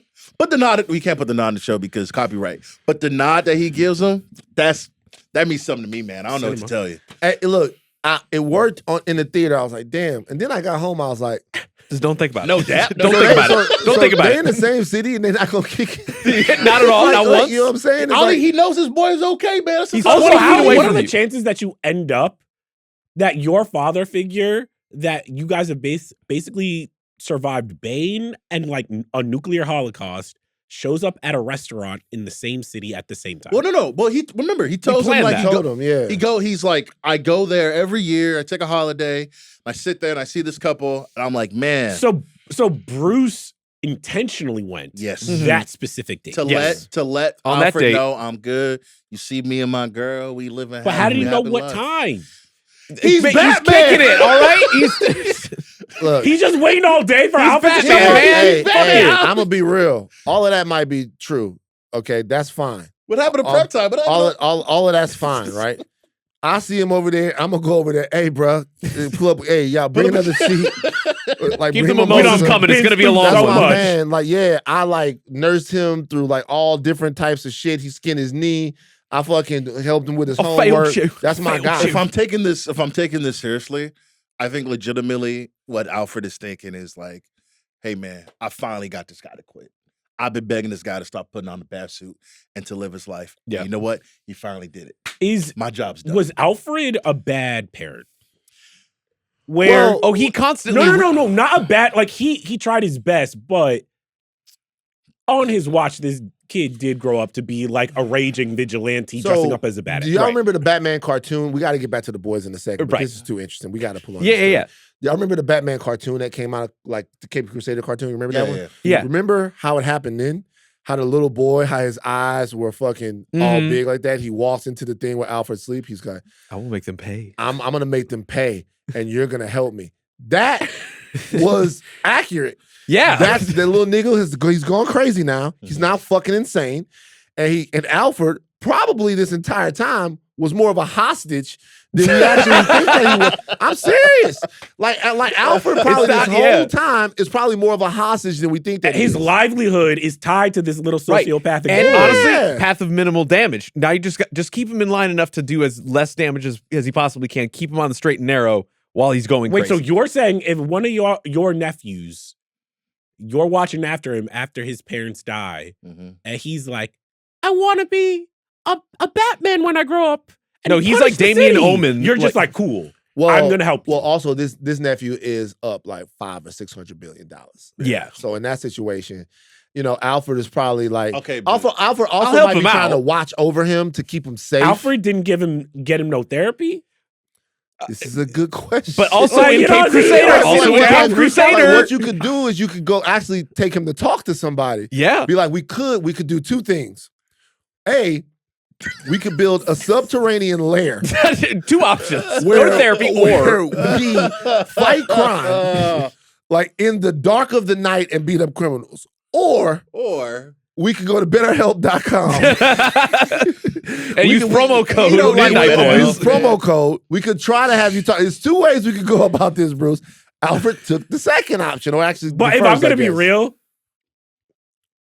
if I'm Alfred, I'm like, damn, this little nigga got vision. Like, you got Wemby, you know what I'm saying? And you're just like, he got the money, he got the genetics. We really can build. Yeah. We could build We some can build special here. franchise here. You know what I'm Yeah. saying? I think Alfred was just too too disconnected. I don't Also, like, he took a it's vow from his parents to constantly look after their Do son. you know what I mean? so- Like, I think like ideally, yes, Alfred would be like, hey man, let's get you to talk to some people. Let's get you on some medications. Like, we don't have to do all this. But I think he was disconnected. I forget where I read this, but somebody had an interesting idea where like Alfred is not actually like a father figure. He's literally like just a butler, right? And He's like, a father figure though. That's that nigga daddy.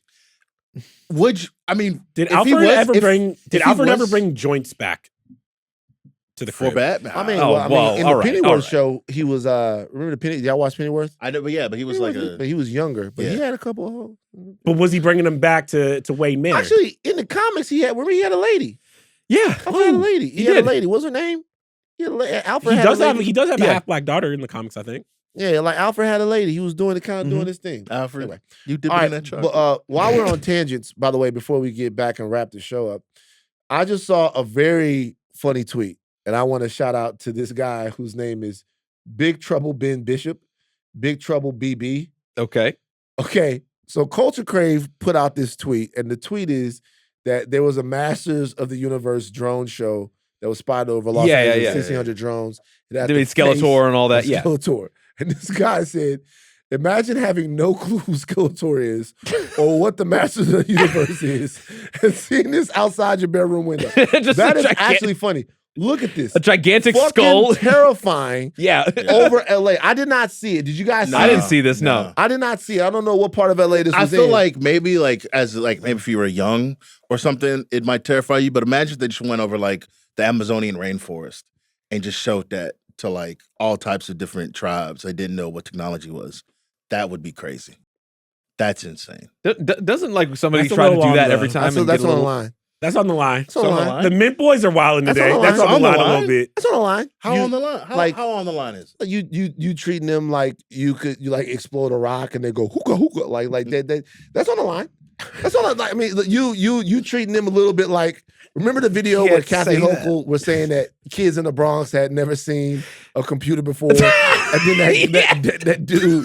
Remember that video where the dude was like hitting the computer, like he was doing like this. You treat him a little bit like that, Right. That's I'm not, seen him play give him a before. it's not a Coca-Cola. flagrant. It's not not a flagrant at flagrant. all. But I could see what Charles is. That's on the line. No, It's a common It's a common foul. It's not a common tech, but foul. it's a common. That's a common nah, foul. there's gonna be someone in the comments Hey. like, "Fuck Jomi." Yeah, somebody in the comments like, what do you think that indigenous people in the Amazon, like they've been living there in symbiosis with their fucking environment? You guys know Okay, what so you that's guys one. know what I'm talking about. Hey, that's one. Here. That's one. Hey, that's That's totally, one. man. Yeah. Side out. No wind up, no follow through. No wind just up, no follow up. That's accidental. one. Can we get on to Jomi's We need side out. we need like a we You have need to get a to the microphone just on the side here, just like you're a To ref, review. like you're a ref, Like like review. review Like of the Zach play Sarver. stands. That's Put a the common headphones foul. on. Side out. 14 on the shot clock. Can we do ejections on this podcast? Can we get a flagrant too and start sending people We out should of be here? able to be. We should be able to do that. Nah, Okay. but we One need more someone chance like to Kai slave point waiting for in the me? wings. When I get too negative, you like, all right, Charles out, Kai. Sub in. We should have a midnight ref that comes in and Blow the whistle. because Alea comes inside. All right. Okay, so we're going to do Get to go ahead. challenges. Go ahead. Midnight Meter, y'all know what it is. 1 to 12. 1 being the worst, 11 and 12, true game changers. I'm going to ask you, we're going to go for the season, like the series finale, and then let's do maybe a midnight meter for the entire series. Okay. So 3. 2. So 3 numbers. So Episode, season. Oh, we're not doing episode. Okay, wait. Did you want to do a midnight meter for this entire season or for the series finale? I think we should do one specifically for the season finale. Oh, I don't know. Maybe it's up to y'all. Okay, 3 numbers: season finale, the season, and then the series. All right, let's do the series. Let's do the series finale. I'll start.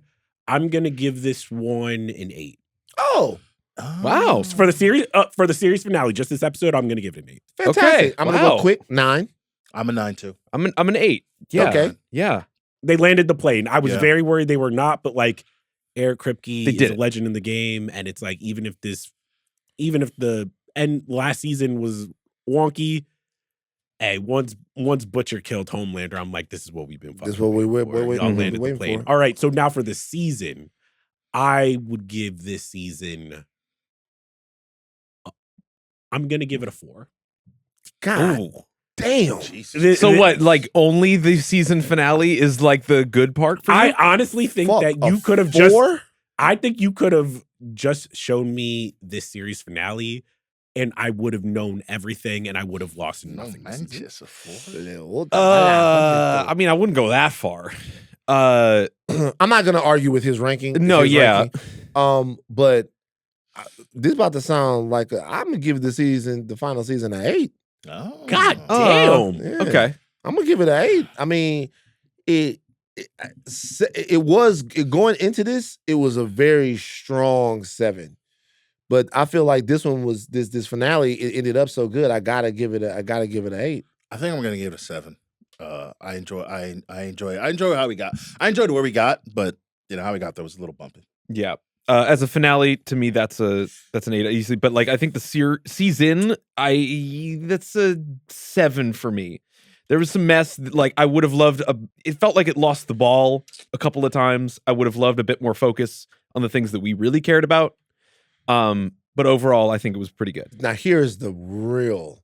We've never done this before. No, done Yeah, this a I before. series. don't think we've ever really About a gotten whole- the chance. Yeah, I mean, we did it with Andor, but I'm talking about Andor was like more like a limited, and Yeah. like even some of the other shows, even that like Shogun's coming back. These are like we've never done this before. Yeah. So entire series. We'll start with you, Van, the boys. 11. really? I'll tell you why. Okay. I'll tell you why. So the reason why it's an 11 is, number one, this show cut through to, you could almost make the case for it as a game changer, but you can't make it a 12 because it just didn't have the sustained excellence of a 12. Sure. Right? But this show cut through and established itself and its world in a time where that is nigh impossible to do. Sure. Right? It was able to create a type of comedy, at least superhero comedy, a type of humor, a type of superhero action. And then Homelander. Homelander has become one of the big bads of American pop culture right now. And in order for the show to be truly successful, it had to be able to do that. So to me, The Boys overall, which is why we saw, the attempt to expand the universe, overall was a resounding success. And to your point, actually kind of established Amazon as a legitimate streamer of original content. Yeah. Was that show. This is, to me, Amazon's House of Cards. This is Amazon's Sopranos. This is Amazon. I'm not saying it's legitimately on the same perch of those shows, show after show, quality after quality, but this is their show that showed that they could make a show like this and have it reach audiences in this mass way. So I'm going 11. Can't go 12, but I also can't go 10 because 10 would just be good. Yeah. This changed things in a little bit. I think 11 is right to all your points, but also like when we think about like comic book shows and things of that nature, for the most part, if the show is bad or whatever, they go read the comics. You can't read The Boys comics. You cannot. The Boys comics, by all accounts, are doo-doo garbage. and this show took that and elevated it to a place where we talk about The Boys like it's its own genre. You know what I'm saying? Like when you watch The Boys, Gen V, whatever, you know what kind of humor you're getting. You know what kind of universe you're in, and it feels seamless. I think 11's right. Can I just say something real quick?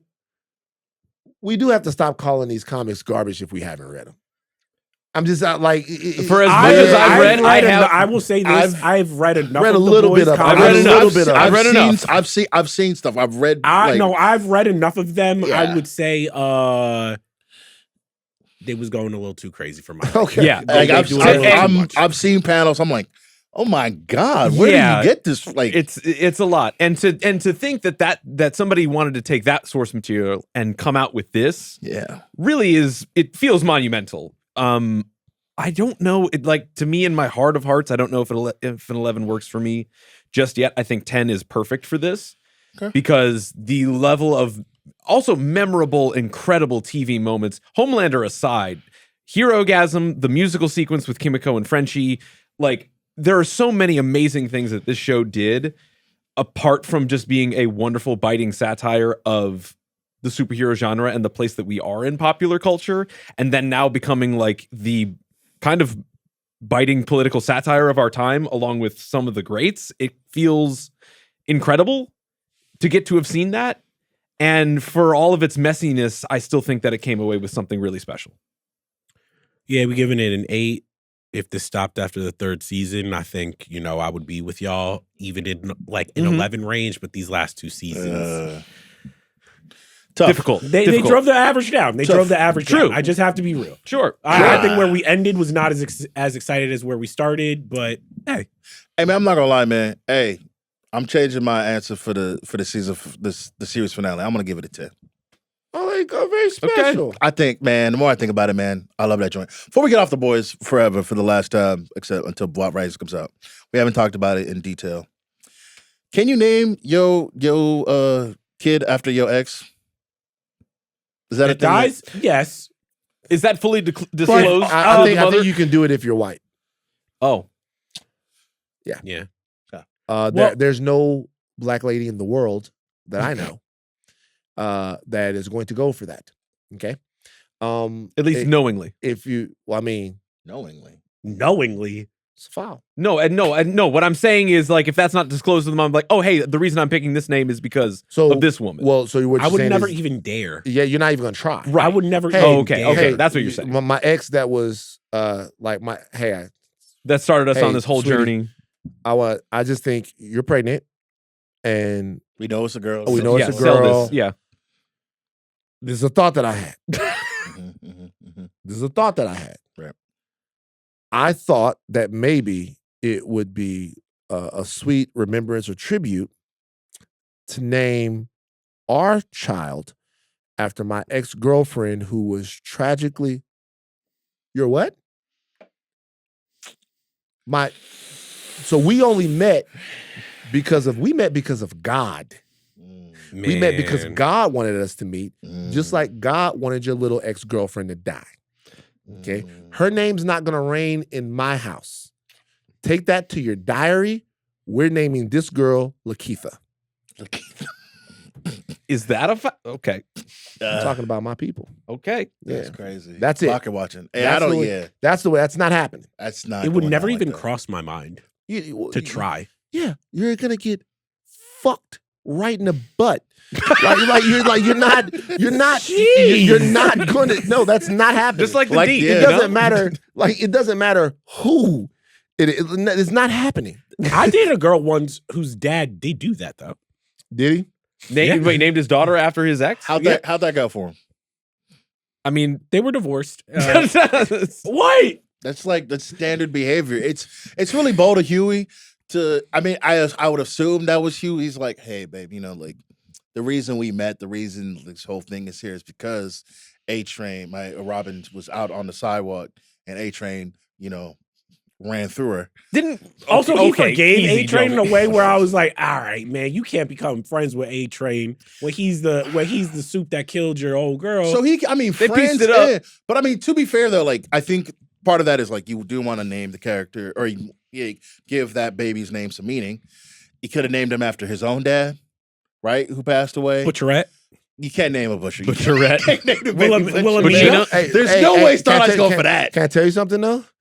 If the child's name would have been Billy, it would have hit harder.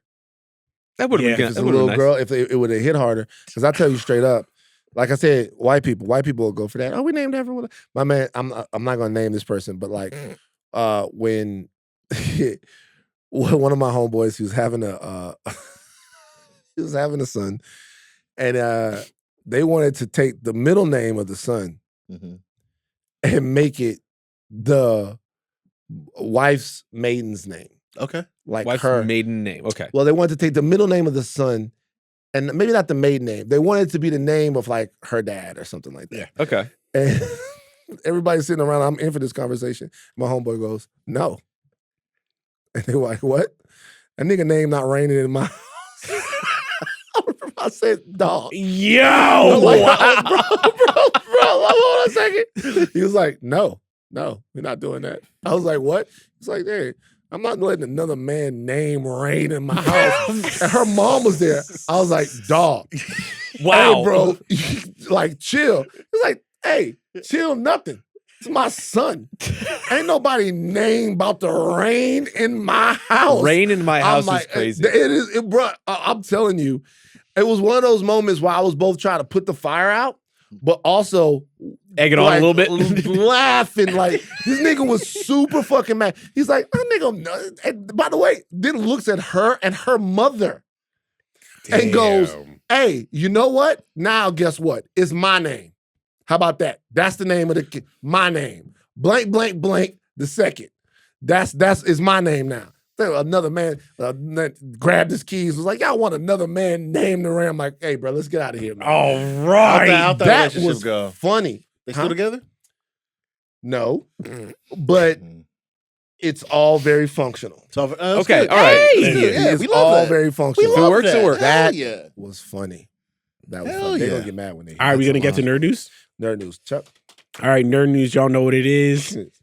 After I would say the internet kicked James Gunn and DC's ass with the right first in the butt. Lanterns trailer, we get a new one. I will start with this. We might be cooking. We might be cooking. They showed us a little bit more. We finally got some green, baby. Yeah. Come on. It really is a he or damn level of a trailer. Here, to like, what? What? I feel like you're missing something. Am I? Here, damn. Yeah, I feel like I don't you're know. missing I don't know something. what you're talking about. Okay. All right. Show me. Stop setting You really your boy want me up. to get a second trying to- point. You really want me to get a second point, don't you? Jomi, you be kind of kicking Steve back in now. I'm gonna be real. We What? got to talk about that at some point, but not right now. We just- Overall, like thoughts of the trailer. Like, what did you guys like about it? Really good. I think the character trait of Hal Jordan making a denomination of money with the ring is very on character. I don't know if it works like that though. It probably doesn't, but to make it, I well, no, mean, they're do we constructs. know how the rings work? No, they're The ring, constructs. it's just a light construct. So if you put it in a jukebox, nothing would happen. No, but if It's more you than make a light the construct. Yeah. What? It is a light construct, but But like it's more than that though. Yeah, because but it it's a has physical it has thing. shape and form. No, it Yeah. has like physical shape, but it doesn't have like the physical shape of like or touch of money. I think that what they are trying to do, like maybe subtly in that scene, is demonstrate how much mastery Jordan has over the ring. Yeah. That he can make it. Okay. like you can make a that. gun out of it, like that has a physical feeling I and don't a know, shape. they were and like, everything. I don't even think he was paying attention when they were shooting him in the back. Like he just like had the shield showed up. Yeah. Right. Like sure, you can like argue about the flying, but I think like we So finally got to what, so see what you're them. telling me is like, let's say Hal Jordan is trying to get it on, and like they in the woods with this girl, In the and he makes woods. a bed. Is the bed gonna be soft? Yeah. What? Yeah. Yes. I honestly don't know. I've never considered this, but I would think though that would depend on the amount of will that you could like exude Yeah, over the ring. but it's And your you could make it- imagination. It's yeah. literally You imbued if by you your imagine imagination. like a nice soft cotton bed with like Like a 1,000 1,000 thred count? Yeah. Really? You can do it, I mean, absolutely. at some point it's gonna be diminishing returns, right? You can't. Could Hal Jordan imagine like could he make it a little bit? I'd imagine Give himself so. a couple more inches. A little couple more prosthetic? inches, Definitely. yeah. But A make it condom? like fleshy and all of that. Rib Could for he her do- pleasure? I'd imagine so. Imagine Kyle Chandler talking about this. We're gonna ask Knowing him. that We you should can ask ask him. him. Yeah. We should get Damon on. He was on House of R He to was. talk about Amanda. We should get him on and ask him all these questions. I thought the trailer again when we talked about the first one. I was like, "Where's the green? Where's the lanterning?" And we saw some lanterning in this trailer. So for me, 10 out of 10. Would watch again. I can't wait. Did we to see like it. Hal's suit?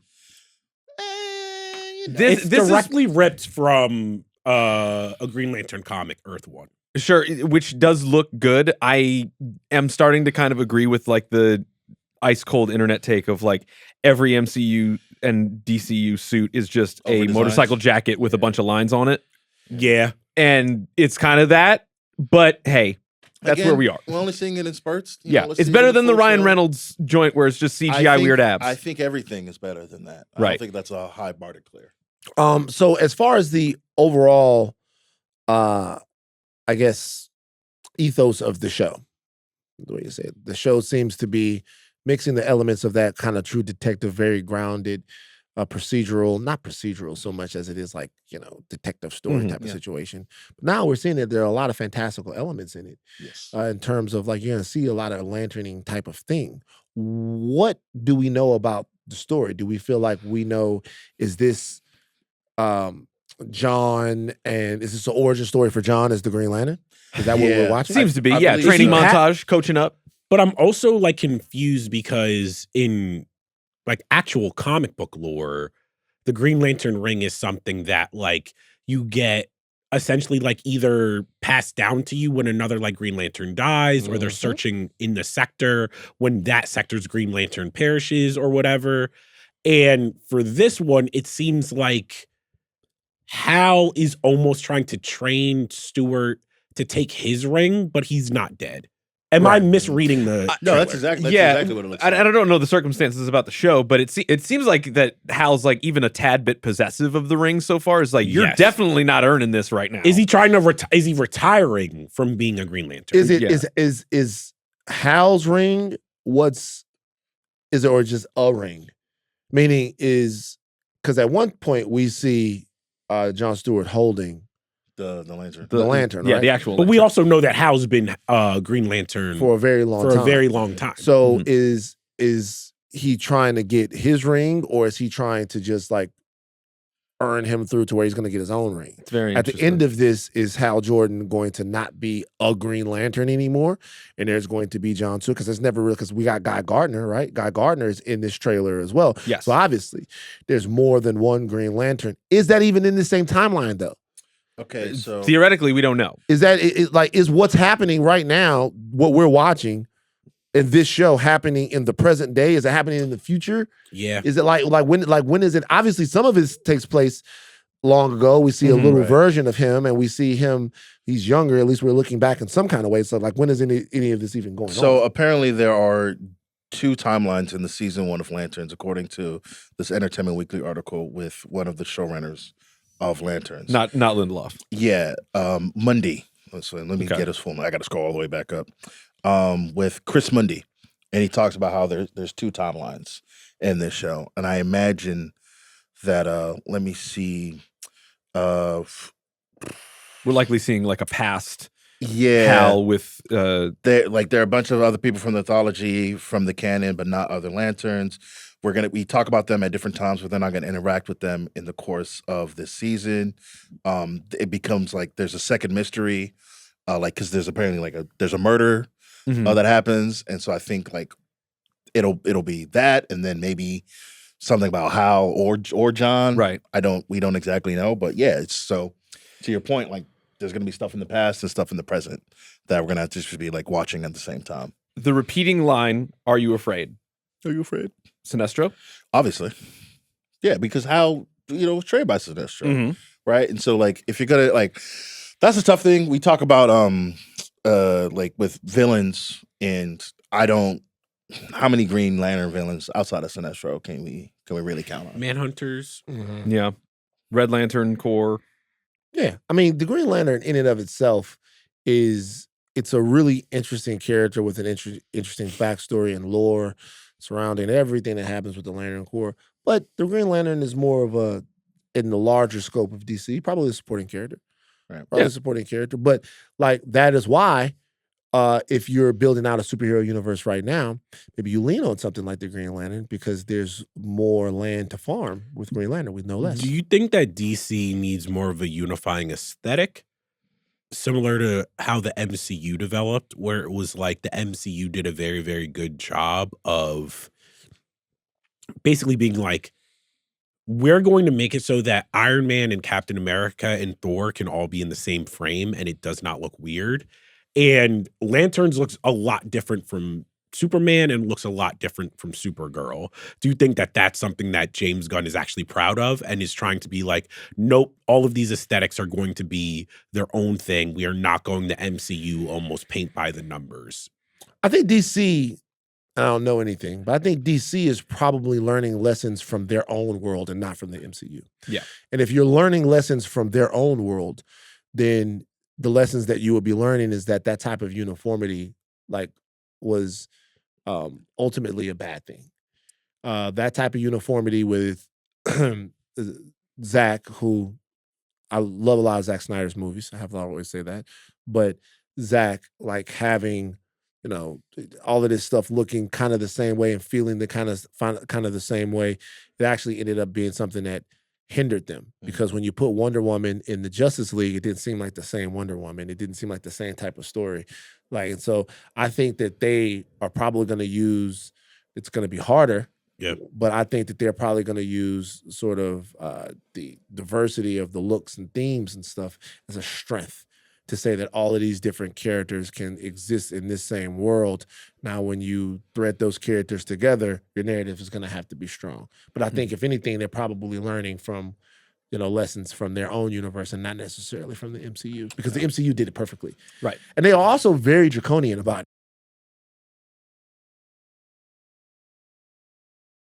it. Maybe they were better off for it, but Joss Whedon jumped off of it. It's like, I can't do anything. Like, they have too much control. Yeah. So they were very draconian about it. So I don't know if Gunn is that interested in doing the same thing, or maybe I'm wrong. Who knows? I mean, he's a director. I think he probably is interested in being like, I got to let directors direct. That's probably true. Yep. He probably believes a little bit more of that. I mean, look, Stewart is an interesting lantern. Mm-hmm. You know, he's a boring lantern. He's a like. Do you prefer the architect version of him versus the military version? I don't know if I've liked either version. Every single time Jon Stewart. You don't like Jon Stewart? I think Jon Stewart, unfortunately, especially because he is written usually by white men, always has to be the black stick in the mud character. Yeah. In the Justice League. Like, Wally West can be like super funny. Batman could be the best at whatever. And all Jon Stewart ever gets to do is thirst after Hawk Girl and be super fucking serious. Now, this is really interesting. And I'll tell you why. Because I don't disagree with you that that's the way that he is. I do think, though, that in writing black characters sometimes, that's the safer way to go. And because I think, and, you know, we're giving a megapod here. I think that, like, how do I say this without dissing someone? I think making the wise-cracking black superhero character amongst the white people is always hard. That can go wrong. Because that nigga can start to look, it could be like by the Fresh Prince of the Green Lantern. So why can we only be like the Fresh Prince or like the most deathly serious motherfucker ever? I think when we amongst all of our shit, it's cool. Like, for example, if you take Martin Lawrence's character in Bad Boys, you understand that dichotomy exists, right? Yeah. Mm. But if it was Martin Lawrence's character in Bad Boys, and it was like an all-white type of situation, it's a little different. Although Axel Foley works, like characters like that work, but you have to. It's just, I don't know. In the superhero, when Captain America's trying to get busy and the black dude is cracking jokes, we're gonna look at that a certain way. It's safer to do the Jon Stewart. But I feel like Black Panther, Jon Stewart,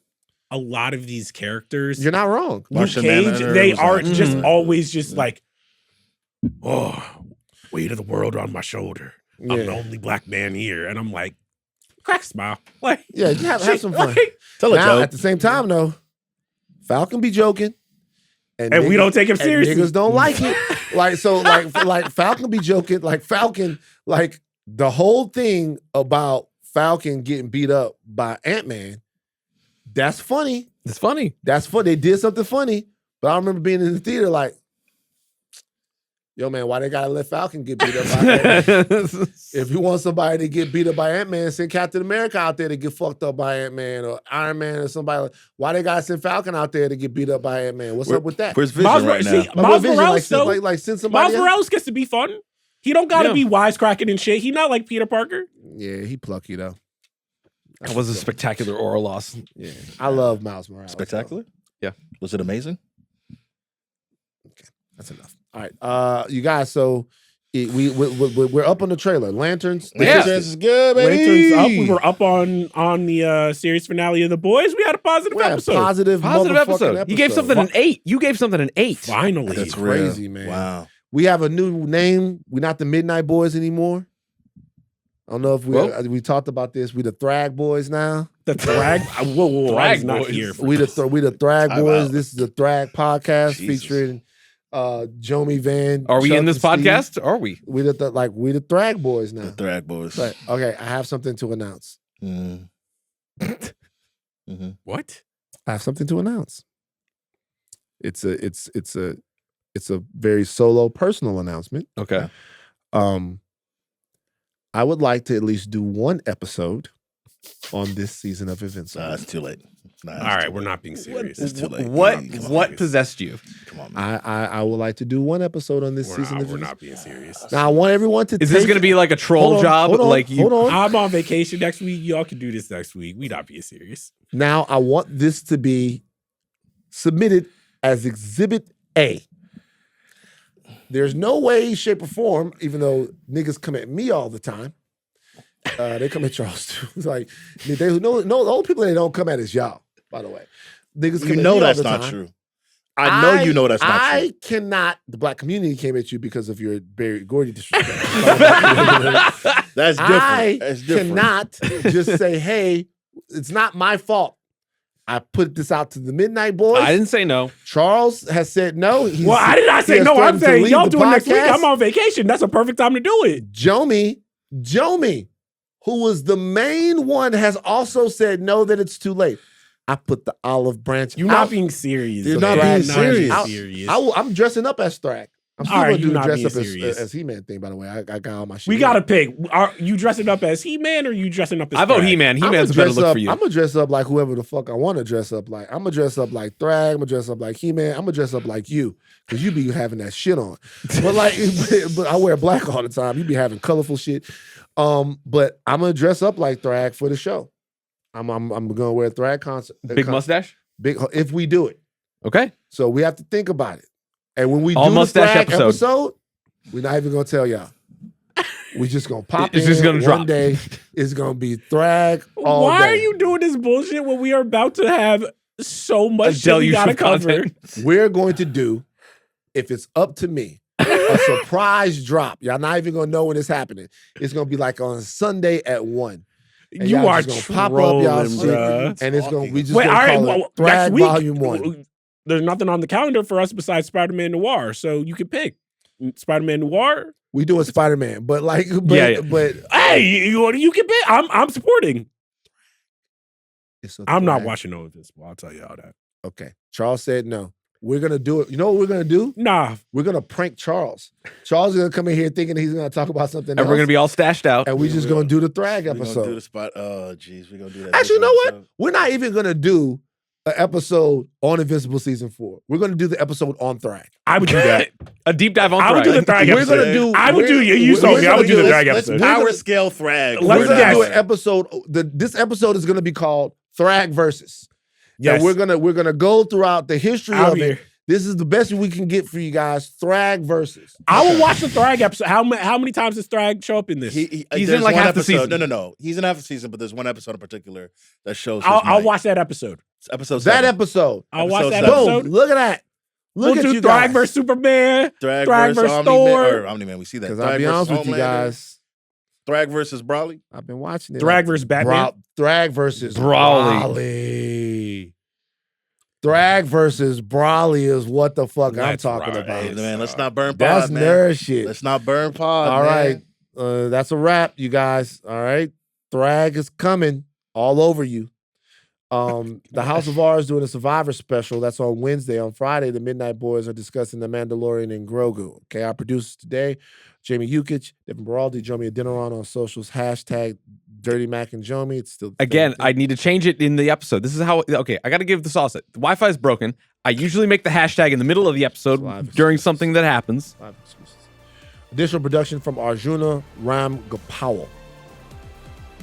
Chuck, take us out. Thrag has returned. The Boys is a thing of the past. If you want to kill a superhero, you might have to go through the ass.